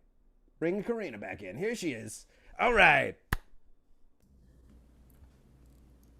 That was so good. I loved that. That would have been a good song for the Rudesbees to play. I don't think we did, but it would have been a great song for us to play. That's so good. I always really appreciate you have so much joy when you play. Oh. Like it's very like raucous and boisterous, and it's a good fit for you. That song is. Thank you. Only certain songs. That's fair. No, there's sometimes, I mean, my style is so like calm down and sweet that I try to play some stuff and it's like, it used to be fun, now it's depressing. Right? Well, I like that too. Like, I tried to play Sweet Jane on here the other day, and I think I like the toned down Cowboy Junkies version of that more than I like the Velvet Underground. I know that's heresy, but How dare you? especially now that there's a Velvet Underground documentary in theaters right now, but yeah, at AFS. But thank you so much, Corinna. Are you ready with something else? Yeah, I was gonna play some Steven Universe, if that's okay. Yes. Oh man, somebody subbed. Oh, Keith subbed, maybe. Keith followed or subbed. Somebody subbed. We got another sub. I put this like sub goal thing up here. We're at 8 out of 10 subs now. It's a thing that I have to talk about. Subs. Do you talk about subs yet? No. I'm gonna try to become an affiliate yes, that's. But I'm not there yet. Not even close. Okay. Cart before the horse. All right, you'll get there. Your stuff is amazing. All right. Here we go. More Corinna Browning. Yeah, I'm gonna play "Love Like You." I think that was the first one I learned to play of Steven Universe, just because it's such a good ass song. Sorry if I'm not supposed to say ass on your stream. You can say whatever you want. Great. Okay. If I could begin to be half of what you think of me, I could do about anything. I could even learn how to love. When I see the way you act, wondering when I'm coming back, I could do about anything. I could even learn how to love like you. I always thought I might be bad, now I'm I'm sure that it's true, 'cause I think you're so good, and I'm nothing like you. Look at you go, I just adore you. I wish that I knew what makes you think I'm so special. If I could begin to do something that does right by you, I would do about anything. I would even learn how to love. When I see the way you look, shaken by how long it took, I could do about anything. I would even learn how to love like you. I always thought I might be bad, now I'm sure that it's true, 'cause I think you're so good, and I'm nothing like you. Look at you go, I just adore you. I wish that I knew what makes you think I'm so special.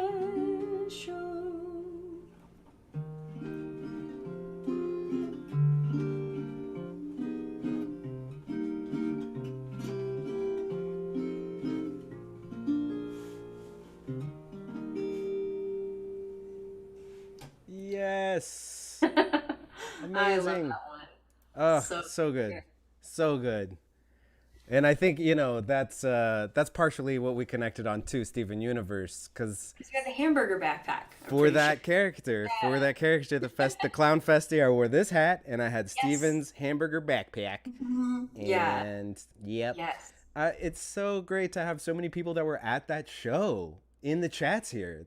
Oh, That shit. there's like 4 or 5 people that were there on the roof with us. Oh, Isn't that's that so weird? cool. Isn't that so cool to think about? Anyway, Yes. yeah, you're welcome to just keep rolling and do another song. I saw a song request come in for "Almost Cut My Hair" by Crosby, Stills and Nash. Is that something that you play? No. Maybe I should. Well, I was gonna Like, say, I know they're not talking to me. if you would like to see us try to learn that song over the air, we are happy to try to do that. You can try a live learn, but Yeah. we won't do that for free. Yeah. You can we're, Venmo me. we're trying a thing with bits, like you got to leave like 500 bits or something. I think it's like $5. I can lower that if that's too expensive for people, but I'm trying it out because it's hard work. I'd have to like put up the chords for us and Yeah. but I'm happy to do it if we want to spend some time a little later live learning Crosby, Stills, Nash. I don't have any, I don't think, on my I don't song either. list yet, but I should. I'm open to it. Neil Young, I probably do have some straight Neil Young, but without the Crosby or the Stills. Yeah, just the Nash. Just Nash and Young. Mashed potatoes. Yes. So another one of my obsessions outside of learning Steven Universe songs is I really love the band Wild Child. And I didn't know that they were like local or started in Austin until after I moved to Austin. They were the first concert I ever saw because I didn't really go to concerts when I was younger. And I just feel like I don't know her name, but the singer for Wild Child just has a voice that I really sing well with, and it just feels right. And so I like to play their songs constantly. And one of their newer releases, I think, is called Hold On, Hold You. And that's what I'm gonna play.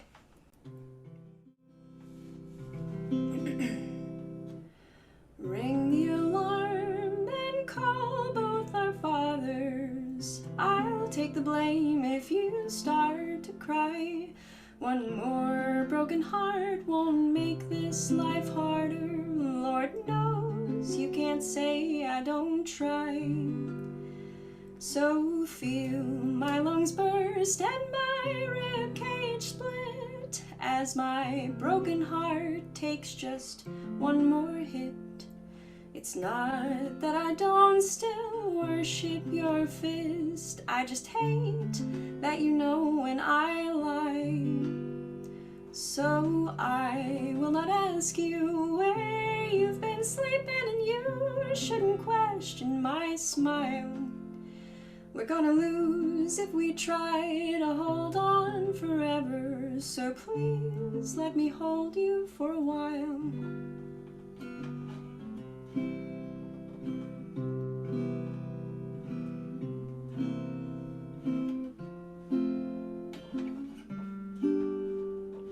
Holding my breath, I can't hit the water.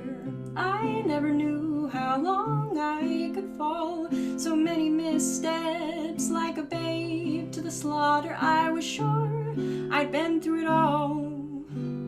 Oh, feel my guard fall, watch my legs give in, as my broken heart starts to lose it again. It's not that I need you, I just can't pretend that without you I'm happy at all. So I will not ask you where you've been sleeping, and you shouldn't question my smile. We're gonna lose if we try to hold on forever. So please let me hold you for a while. Oh, I will not ask you where you've been sleeping, and you shouldn't question my smile. We're gonna lose if we try to hold on forever. So please let me hold you. Oh, please let me hold you. Oh, for a while.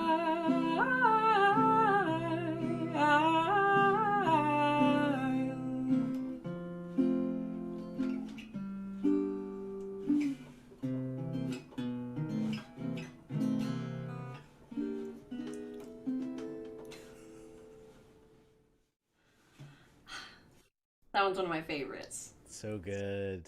So much fun to sing. It's like you just get to take your time. Yeah. Let me see, what else do I got? Let me know if you have any requests, or if you want to break in. I'm happy. Okay, I will. I'm just enjoying listening right now. You have such a beautiful what about voice. some Adventure Time? Yes, that would be great. I play... Let's follow that Rebecca Sugar thread. Yeah, I play a couple songs from Adventure Time, but never as many as I like. Exactly. I keep meaning to learn the one... Is that a Rebecca Sugar one? The Come Along With Me? The one that always is in the credits? I think so. I want to say, or Time Adventure is certainly her, I think. Yeah. Yeah. Gotta make sure I've got the right one.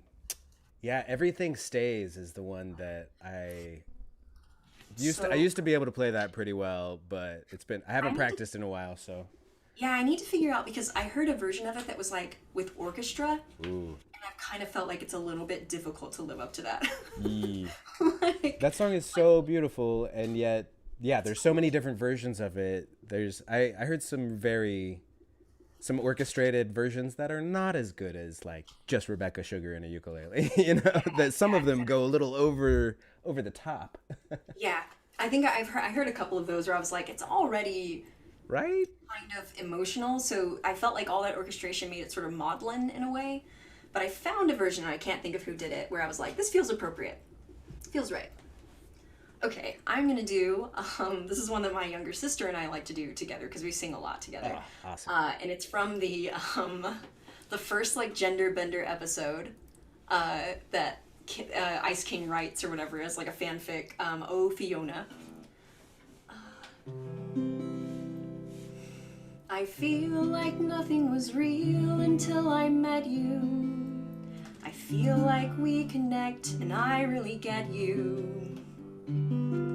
If I said you're a beautiful girl, would it upset you? Because the way you look tonight, silhouetted, I'll never forget it. Oh, oh, Fiona, your fist has touched my heart. Oh, oh, Fiona, I won't let anything in this world keep us apart. I won't let anything in this world keep us apart. I love that one. It's just so sweet and silly. Short and sweet. Yep. Awesome. So I will sing one from Over the Garden Wall. I will try. Yes. I will try. I don't see my capo anywhere, but let's see what happens. Yeah.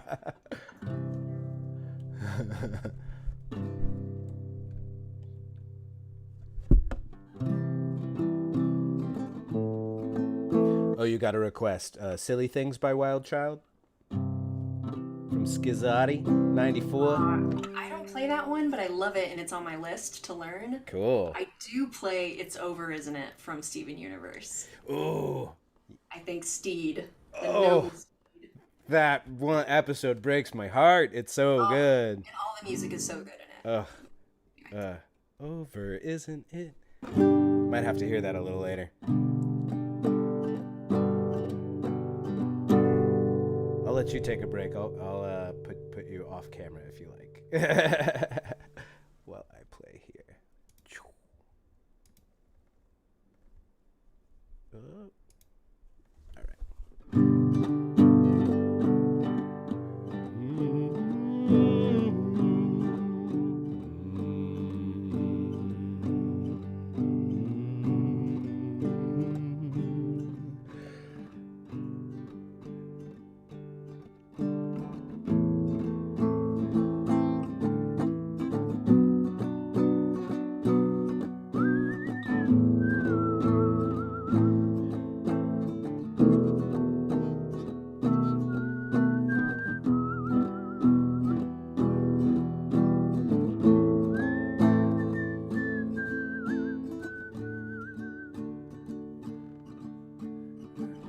At night when the lake is a mirror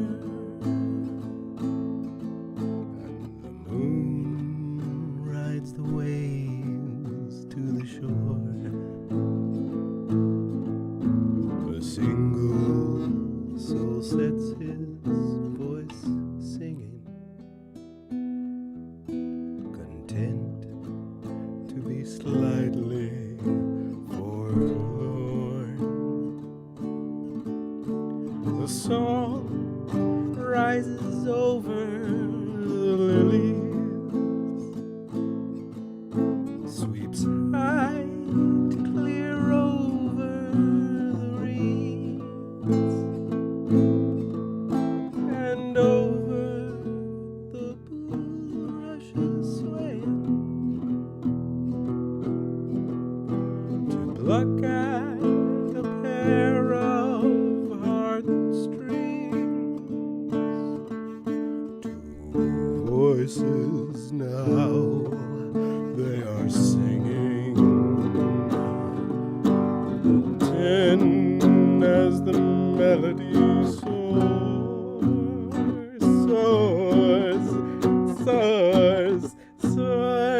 round the shimmering pond, all are joining in song as it carries their reverie on. I never get that part right. I'm gonna try it again. Two voices now, they're singing, then ten as the melody soars round the shimmering pond, all are joining in song as it carries their reverie on. Over the treetops and mountains, over the blackened ravines, and softly it falls near a house, near a stream, and over the garden wall to the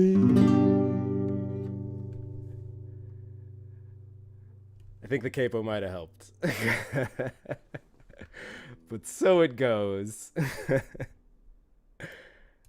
Are you got something else here? You ready to come back in? Put me back in, Coach Lasso? I'm ready. Awesome. That was so good. That's one of my favorite songs from Over the Garden Wall. My dream is to someday learn that on the piano, but not this week. Next week, I might. I don't know. We got Ammon Taylor coming on the show. I don't think I should play piano up against Ammon Taylor. Maybe to give a comparison. Right? I don't know if you're good at piano. I don't know. No. I got the light up keyboard that. I can do chords, and that's about Yeah. it. Like, I can do pop chords. Yeah. That's oh. I love it when Greg's like, play it more like this. Ding, ding, ding, Yeah, ding. Riley and I have a friend who just now watched it and was like, "Potatoes and Molasses is a bop. No one can change my mind." It's like, yes, yeah. it's such a good song. Yes, and it's a dirge. It's also a dirge. They've got there's like a different language version of it that's like in the background somewhere. It's on the soundtrack, and it's more like choral hymnal. It's like potatoes and molasses. It's great. It's great. Everybody else, watch the show. Yeah, you gotta. This is not on us. This is your fault. Yeah, this is your fault. We've been telling you about this show all month long. Yeah, I won't ever stop talking about it. You should watch it. Yeah. We're just gonna keep watching it every year. We're just gonna keep talking about it until everybody on the planet sees it. And Everyone watches it. Yeah. Yeah. It actually, I'm easy to scare, but it actually has a part that really, really scares me. The Bell episode. Yes. Scared me so much. It's so creepy, and like Tim Curry as Auntie Whispers is like terrifying. Yes, Terrifying. Lorna. Yes. And that's where the song comes from. Like ships.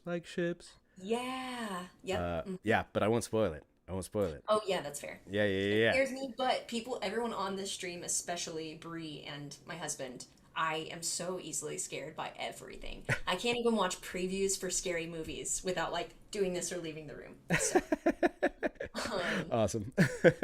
well, I have some more I can play. Great.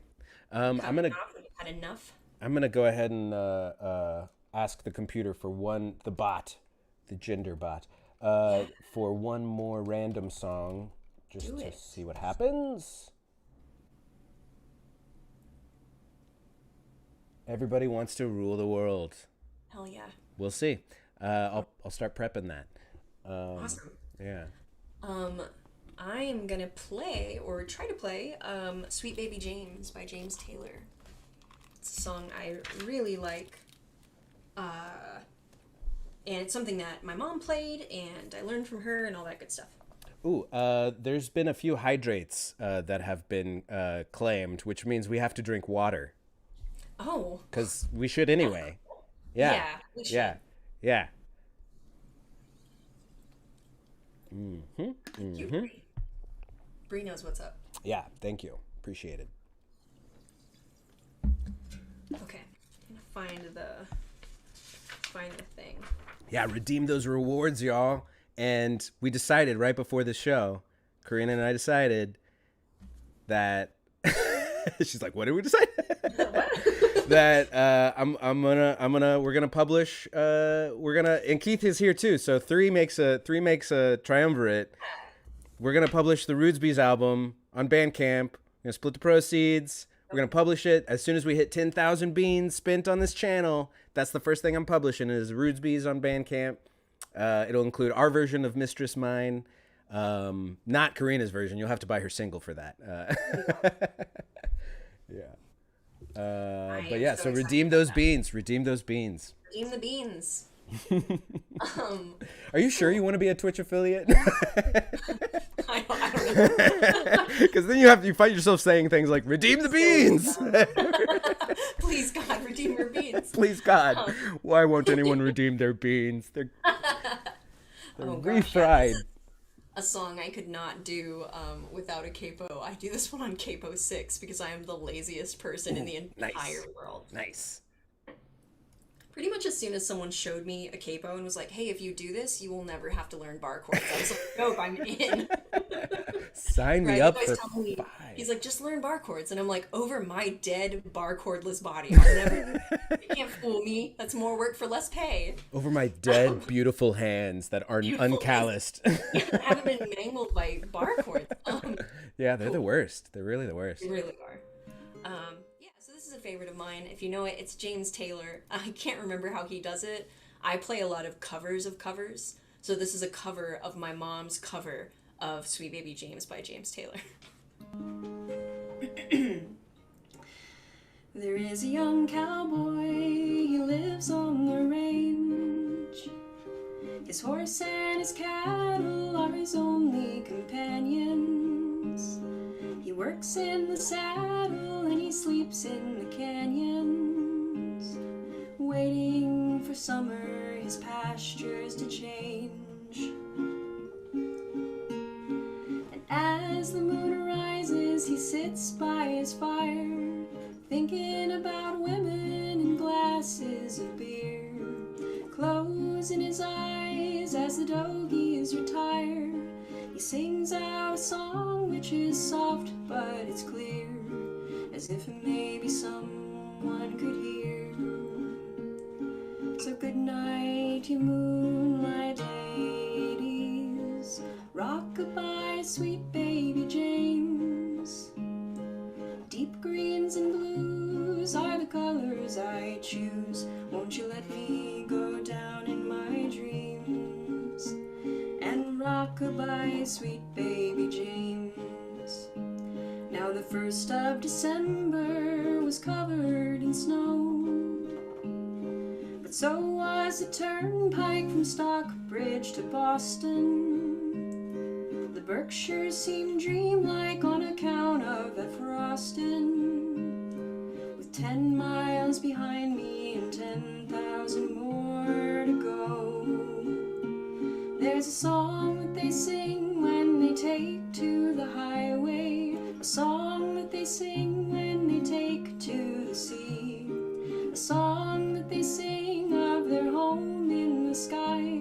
Maybe you can believe it if it helps you to sleep, but singing works just fine for me.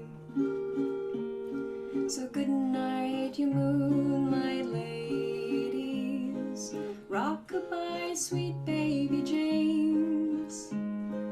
Deep greens and blues are the colors I choose. Won't you let me go down in my dreams and rock-a-bye, sweet baby James, and rock-a-bye, sweet baby James. Yes. I love that one. Yes. I think we finally broke the James Taylor seal just last week. No. Really? What'd you play? What did I play? I've forgotten now. Wait, no. Wait, maybe I haven't. Maybe it's John Denver who I'm thinking. Oh, maybe. Any of those, like, Yeah. aggressively acoustic, late 1900s Yeah. singer-songwriters. Yeah, maybe I haven't done James Taylor yet. But Country Roads. Definitely. Yeah, definitely. Yeah. On the banjo. The 2 James Taylor I play are Sweet Baby James and You Can Close Your Eyes, which is always good.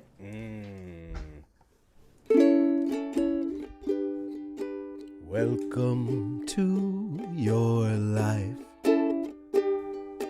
There's no turning back. Even while you sleep, we will find you acting on your best behavior. Turn your back on Mother Nature. Everybody wants to rule the...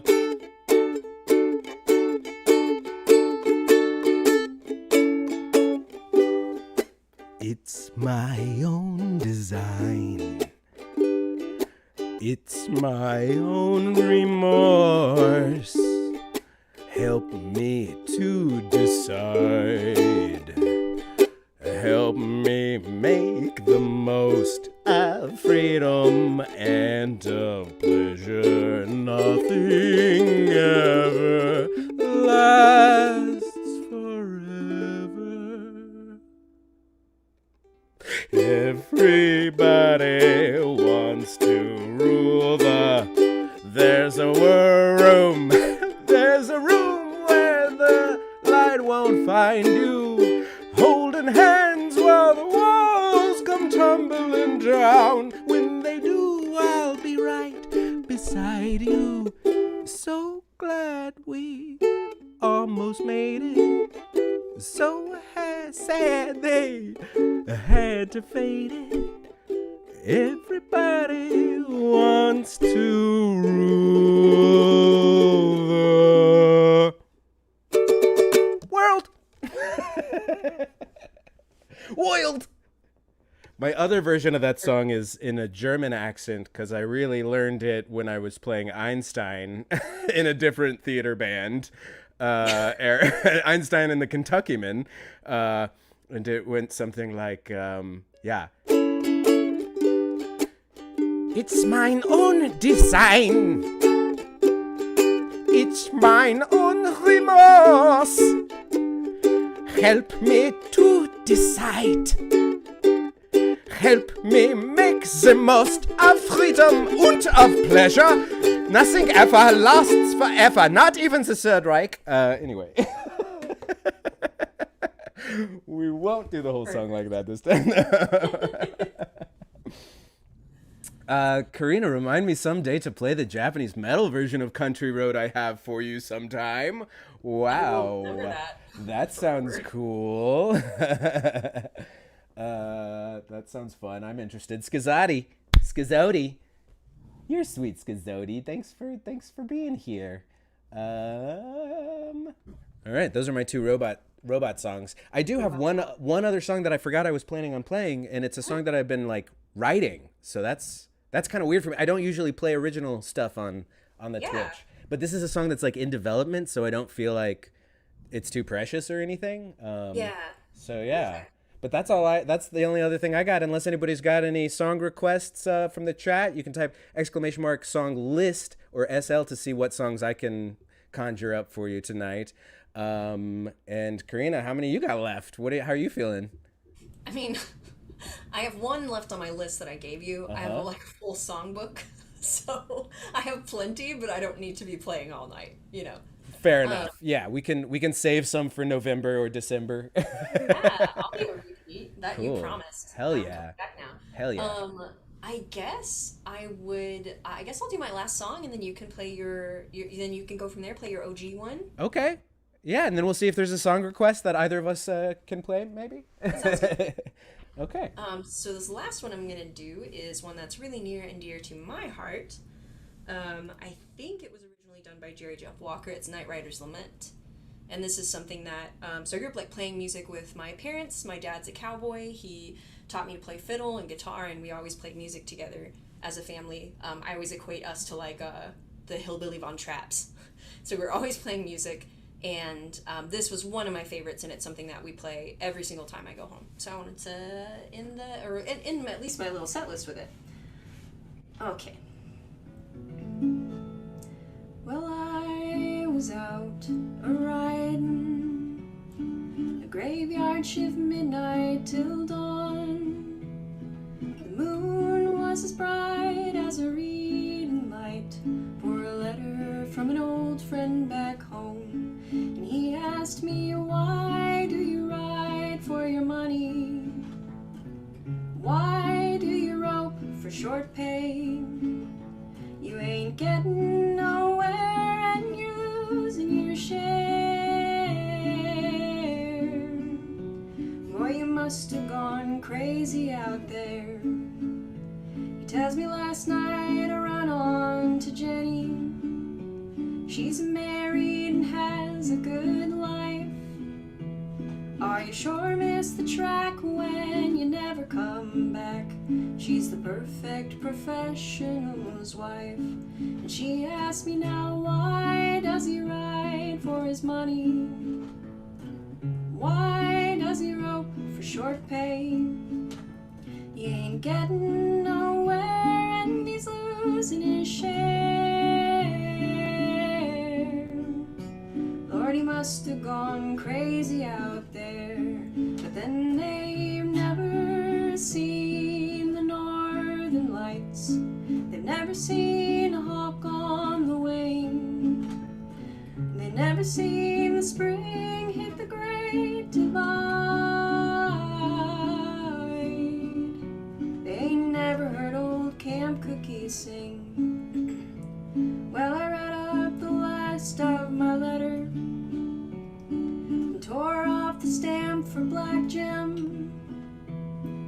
Billy rode up to relieve me. He just looked at my letter and grinned. And he said, now why do they ride for their money?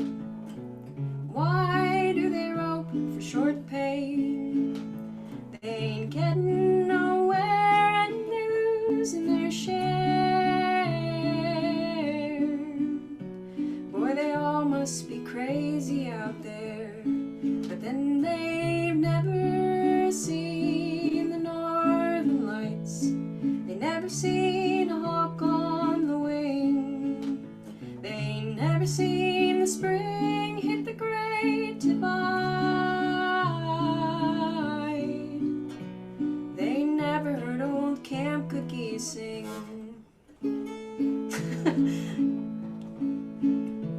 Yodelay, yodelo, ay-dee-ay, adee-olay, ay-dee-ay, adee-olay. Yodelay, yodelo, ay-dee-ay, adee-olay, ay-dee-ay, adee-olay. Idee-olay, yodelay, yodelay.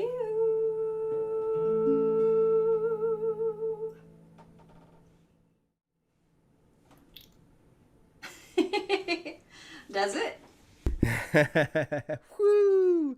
So good. Corinna, you're invited on anytime you want. We'll fit you in. We'll just give you a whole segment, any show. I'll do it. Thank you so much for being here. Was this your first remote music show, like over Zoom like this, or have you done a few? Yeah. Oh God, sorry, making so much noise now that it's over. Yeah. I have done some Shakespeare via Zoom. Cool. But I don't think I've done any music. Wow. Oh my goodness. It's my first one. I'm so grateful for you responding and coming on the show and singing all those lovely, lovely songs. And Thank you. I can't wait to hear your next full set. I'll do it. Honestly, I will do it. I had such a good time, and this is such a good way for me to stretch my little acoustic wings. Oh, awesome. Yes. Well, yeah, and the people that you brought in the chat are also lovely. It's just They're got amazing. such a good vibe. Love to the Corinna Browning family. Ghost Next Door Designs. It looks like oh, there's been a media request of the Japanese Country Road, so we will watch that. Is it by any chance from the Miyazaki film? Because that is a great version from the Miyazaki film Whispers of the Heart. That's that song uses, or sorry, that movie uses that song and those chords a lot. But it's the metal cover. And they sort of like rewrite the song. It's Concrete Roads. Concrete Roads. I love it. Love it. Great movie. Sort of a prequel to the cat one. So we got a stretch, a redeemed stretch. Scott. Oh, thank you. Oh, I needed that. Oh my goodness. Oh, goodness gracious. I really did need that. Thank you.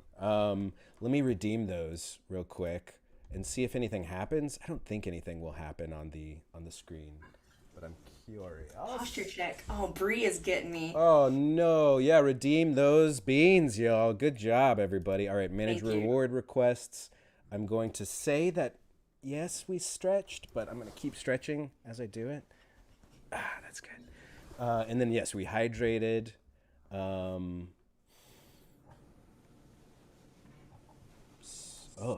Oh no, there's been several hydrates. There's been I'm gonna keep I'm gonna drink some more water. I gotta drink some more water. And then posture check is more of a like setting yourself, right? It's less of a stretch. Right. It's more It's just like don't sit like a shrimp. Yes. But the thing is, whenever I play music, I'm like curling over there. Yeah. I really sympathize with that painting, you know? When I play guitar, it's like I hold it and hunch over it. And Yeah. I've been in shows where they've been like, "Can you stand up straighter when you play?" And I'm like, "No." Yes. And Paxton has redeemed a hats off to you. So this is the hat. Thank you, Keith. You're the only one that I would have allowed to change this 12th Night hat because you were in the Rudesbees with us. We've got another celebrity in the audience here, Keith Paxton. So, Keith, I've got quite a selection of hats that you can choose from. I've got Make Mother Earth Great Again. I got the opposite, Bud Light. I got 24-hour Herzog Marathon. I got some cats. I got Todd Meme, and I got Mem. That's what I got on me right now. Oh, and musician Woodshed. So your choice, Keith, from those hats. I don't want to wear this one, but I have it. I'm going to put it away after this, though. This is the Green Family Camp hat when I was a camp counselor, media man. Look how dirty it is. I'm gonna put that in the archive. Cool.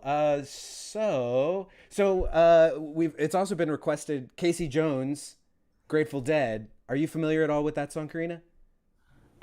Maybe enough to sing some harmony, but certainly not enough to play. Okay, cool. I'm gonna look that up again. I know I played that kind of recently, but Herzog. He's chosen Herzog. Herzog, nice. It is. What'd I do with it? Oh no! I think I'm officially at too many hats now. I just had it. Should be to your right, right? Because you took it and you did like that. Okay, it's on my butt. Just like Herzog getting on your robot butt. Robot. Robot. Okay. Corinna, again, thank you so much for being here, and you're welcome to stick around a little bit and watch we'll watch the YouTube at the end of the stream. Nice. But you're also welcome to hang out in the chats. But I think I'm gonna play my original song first, and then Casey Jones, and that'll give you a second to like look at Casey Jones, maybe. Yeah. For sure. Yeah, sweet. Let me let you know which key I'm gonna be doing that in. Perfect. And I'm gonna check off I'm gonna be. We did that. And Everybody Wants to Rule the World. We did that. Twice and once in German. Twice and once. I didn't realize, can you sing harmony in Zoom? Have you had trouble with lag? I think with the settings as they are, it might work okay. It might work okay for the people out there. Like, we might not be able to hear it, but it's an experiment. But with the with the original sound on, got it. It might actually work. Okay. We'll see. It'll be totally an experiment. There's a thing called Jam Kazam, which I've tried once, and it promises to not lag as much, but it's still a little weird. It's still not like being in the same room with a person. So the Casey Jones I'm going off of here is CFCF, pretty standard stuff. There's a D in there. But yeah. So we'll come back to that in just a moment. And for now, I'm going to sing y'all a song in progress, which I don't often do on here. So, but it's a special show. And it's a special show in that I have actually been, writing a song. I'm not often writing songs these days. I'm just kind of keeping my craft up, by practicing these covers, and then practicing old songs that I wrote and trying to craft those into some kind of concept album. But these chords just stuck in my head. I wanted to do something with this chord progression, so I just started singing gibberish to it. That's how I usually write songs. Do you write songs too? Do I write songs? Yeah. No, I don't. What I like to do is take, and this is super dorky, but I really like to take opera arias and turn them into folk songs. Oh. So that's where most of my creative energy goes. That's so cool. Learn to, I don't know, I never feel like I write very compelling or interesting songs, so I never do it. Wow. I bet you, I mean, you're basically doing that if that's what you're doing. I mean, That's true.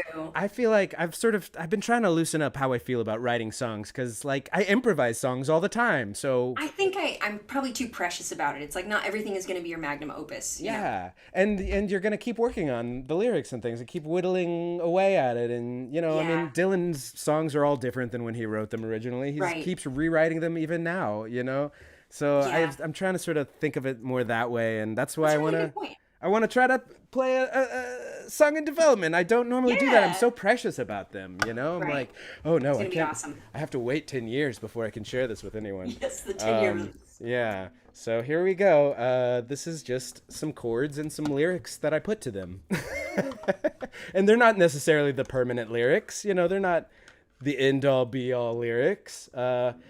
But here is version 2 of this song. This is the second time I've performed it. I performed it just the other day at the first No Shame Theater in like 2 years, at least 3 years. But here we go. I'm going to give it a shot. I'm going to hydrate before I do that. One last time.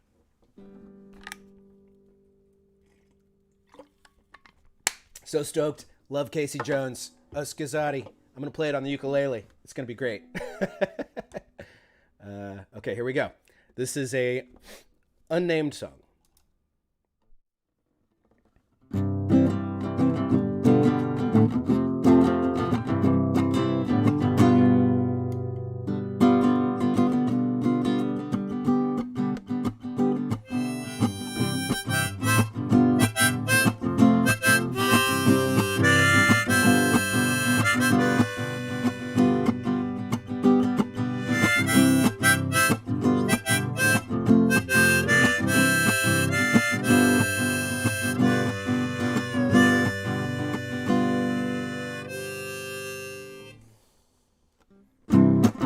I get some kind of peace of mind,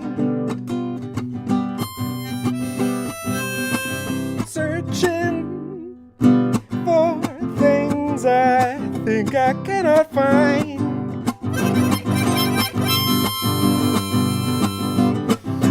Big bang, bada boom, yeah, big bada boom.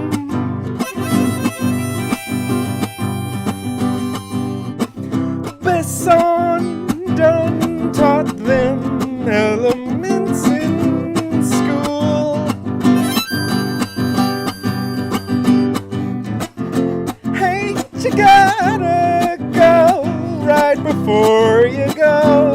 Don't you really wanna go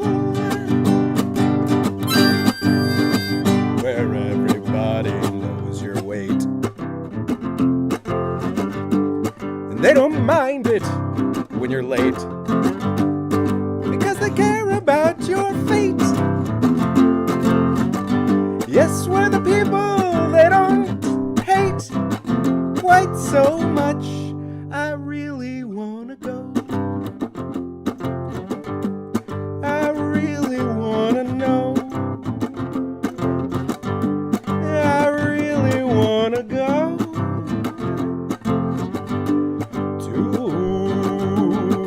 to a land that time forgot, where you never get reminded of your lot in life and death and in between. It's just a little screening. Get your vaccine. I didn't mean for it to be a propaganda song, but get your vaccine. So yeah, that's where it is. That's version 2. I've already got some notes. And I don't know what it's called, but Casey Jones. Here we go. LOL, get your goddamn vaccine. That's right. It just kind of, I guess that's what the song was about. That's what was hanging out in the ether. I started writing a song, and it started, I thought it was about The Fifth Element and Bruce Willis and Mila Jovovich in the back of that car going, big bada boom, yeah, big bada boom, yeah, yeah. and then I put Besson. I put the lyric Besson, Luc Besson, in a song. I've never done that before. That's risky. Who even knows who Luc Besson is anymore? But thank you for listening, everyone. Thanks for staying tuned in. We're going to get some Casey Jones going here. Do you want back in? Do you want in? I have determined that I do not know it well enough to accompany you. Fair enough. That's totally fair enough. I think there's a train in this song, so I'm going to keep the harmonica. Hell yeah.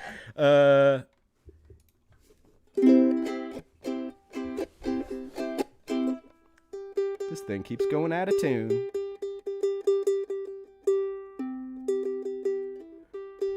This is the tuning song.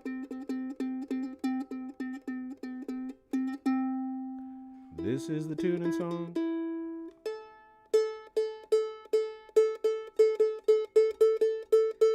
This is the tuning song.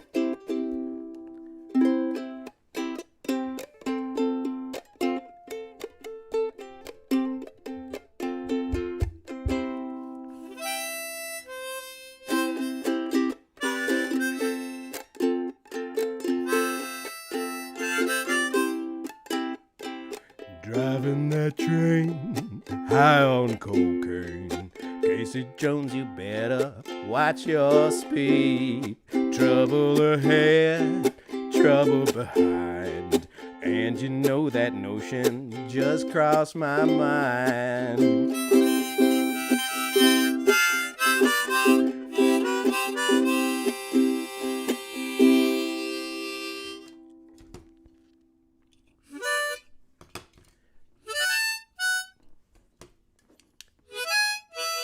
Nope, don't have an F on me. I think that's the harmonica I need, though, to really nail that.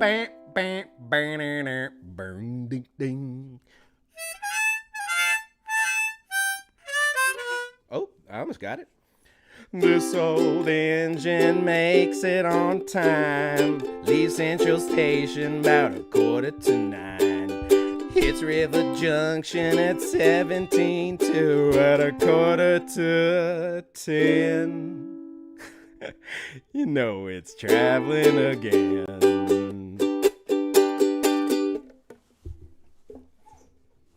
Instrument switch. Driving that train, high on cocaine. Casey Jones, you better watch your speed. Trouble ahead, trouble behind. And you know that notion just crossed my mind.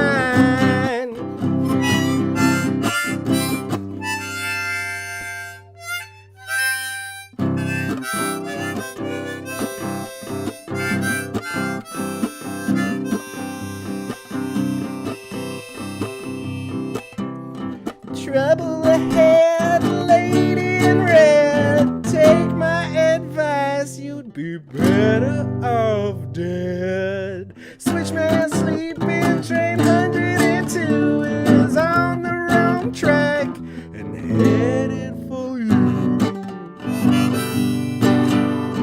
Driving that train high on cocaine. Casey Jones, you better watch your speed. Trouble ahead, trouble behind. And you know that notion just crossed my mind.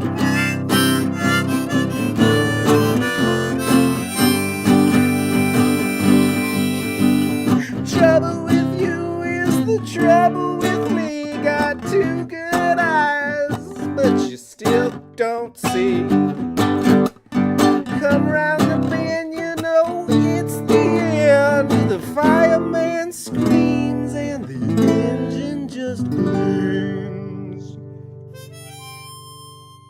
Driving that train high on cocaine.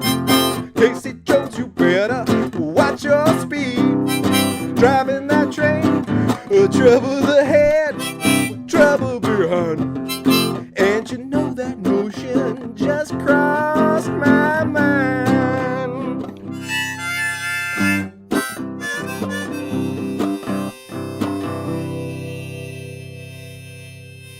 Driving that train Okay, Casey Jones, you better watch your speed. Trouble ahead, trouble behind.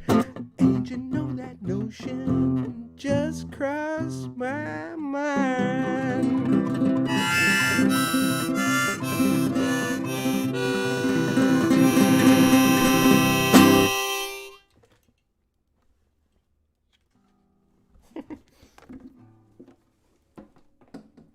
Close enough. I will keep working on that harp bit until I get it just right. But I might need a chromatic harmonica or something. Thank you everyone. Thank you for the request, Schizotti. Whoa, do you know In 5 Years' Time by Noah and the Whale? The strum pattern is giving me those vibes. Ooh, I don't know. I don't know if I do know that song, but I will check it out. Cool. So, if there are no further requests for now, or wait, did I get everything? Oh, I did see all the small things. I saw somebody say it in the chat, but they didn't request it. Is it on my song list? Is it? Because, I mean, I sing like a version of it that's from Mortified that I want to say, I'm not sure if Keith was there for this one. The song's really hard to do without a drummer.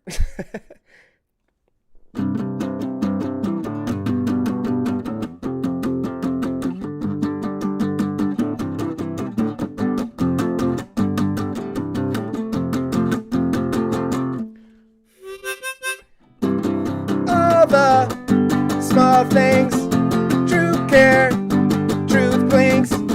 I'll take one left, you're right, best trip, always.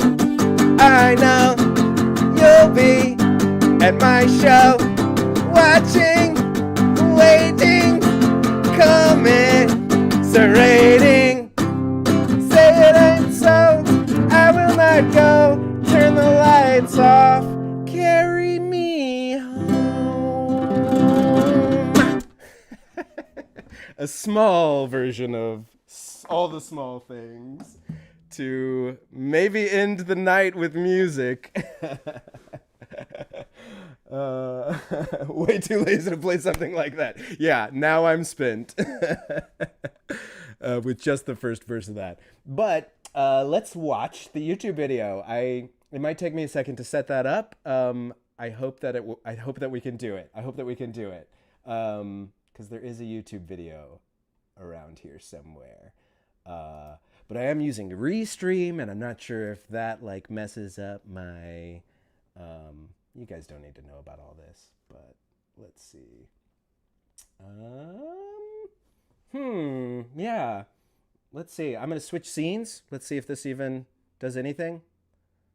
Yeah.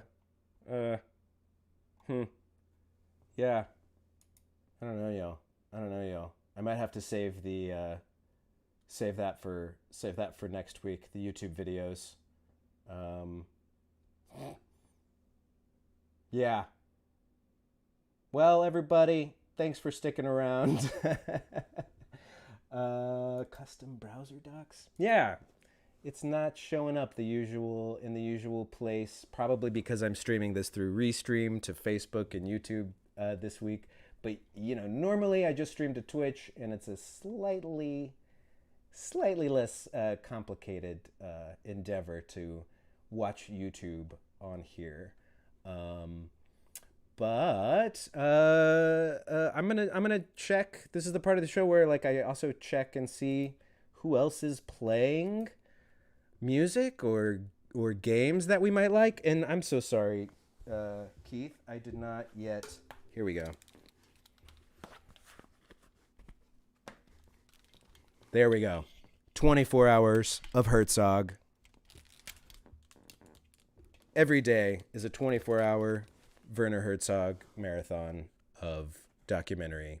I'm going to redeem that. Hats off. Marked as complete. Okay, so Who else is playing tonight? Matches the shirt, of course. Herzog, Danzig, Herzog, Danzig.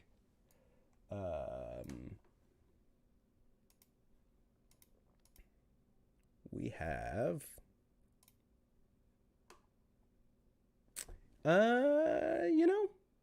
I think I like to go with Pandoish. Pandoish. She plays retro games. She has a mission to play every JRPG in the history of JRPGs, which will, that'll keep her going for the rest of her life, almost certainly.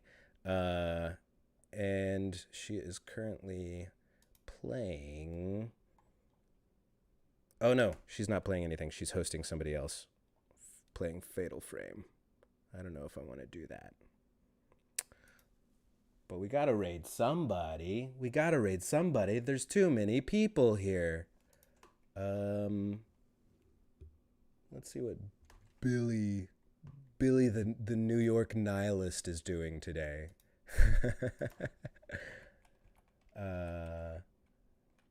And if there's anybody playing that you guys know that you would like to raid, we can do that too. If you make a recommendation in the chats.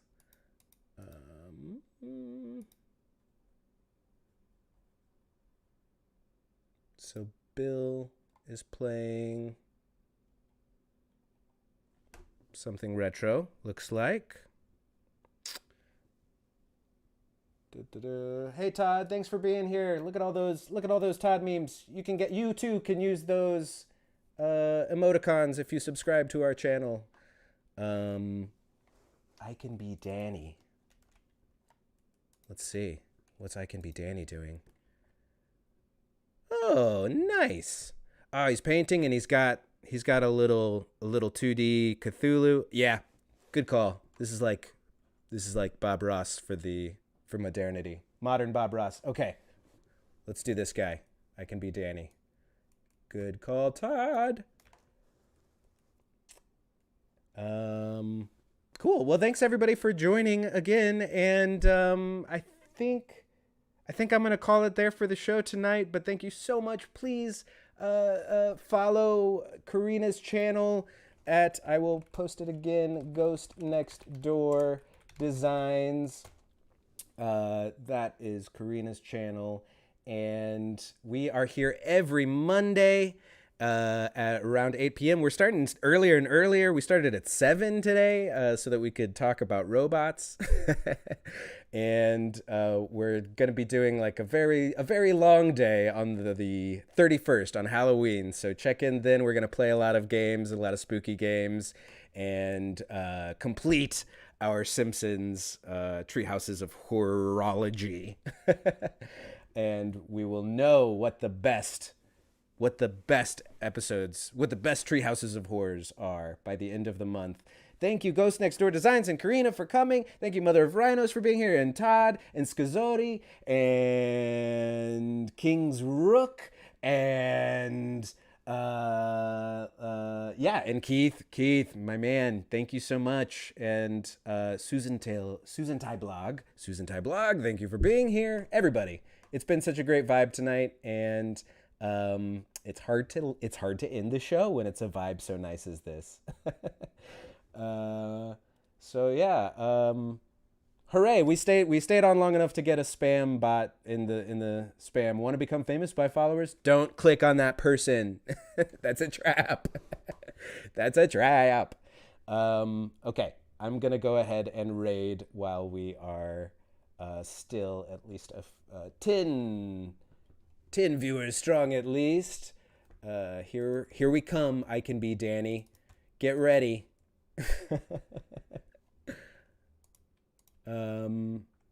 Let's see. Oh, we're also doing Fridays now. We are doing Earl Pottymouth Guitars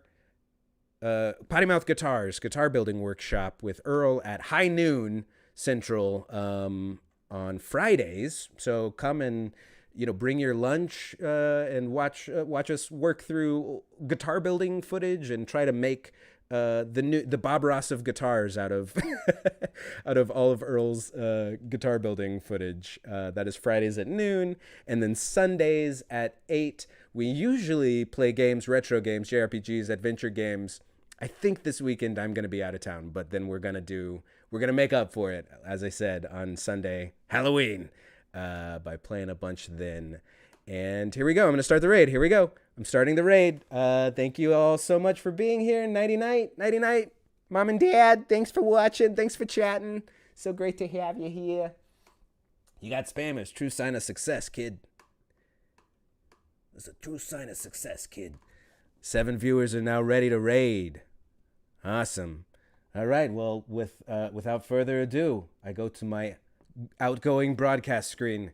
Good night, everybody. Thanks for joining us for another Music Monday. Make every Monday music and media with Make Every Media and Mike and Megan, sometimes Magellan, and sometimes Corinna and Jules.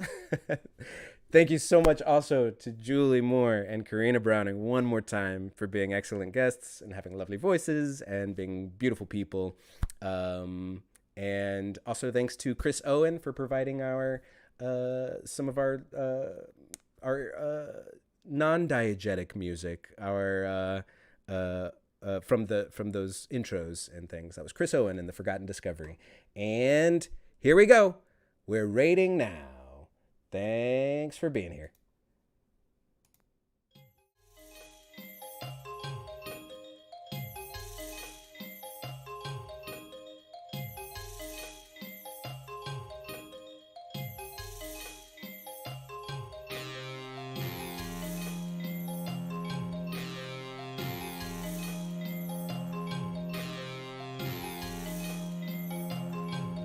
This is a lot of fun, and I'm enjoying myself. Oh. Holy shit! Make Every Media, thank you for the raid. My name is I Can Be Danny. I just want to say honestly, thank you so much.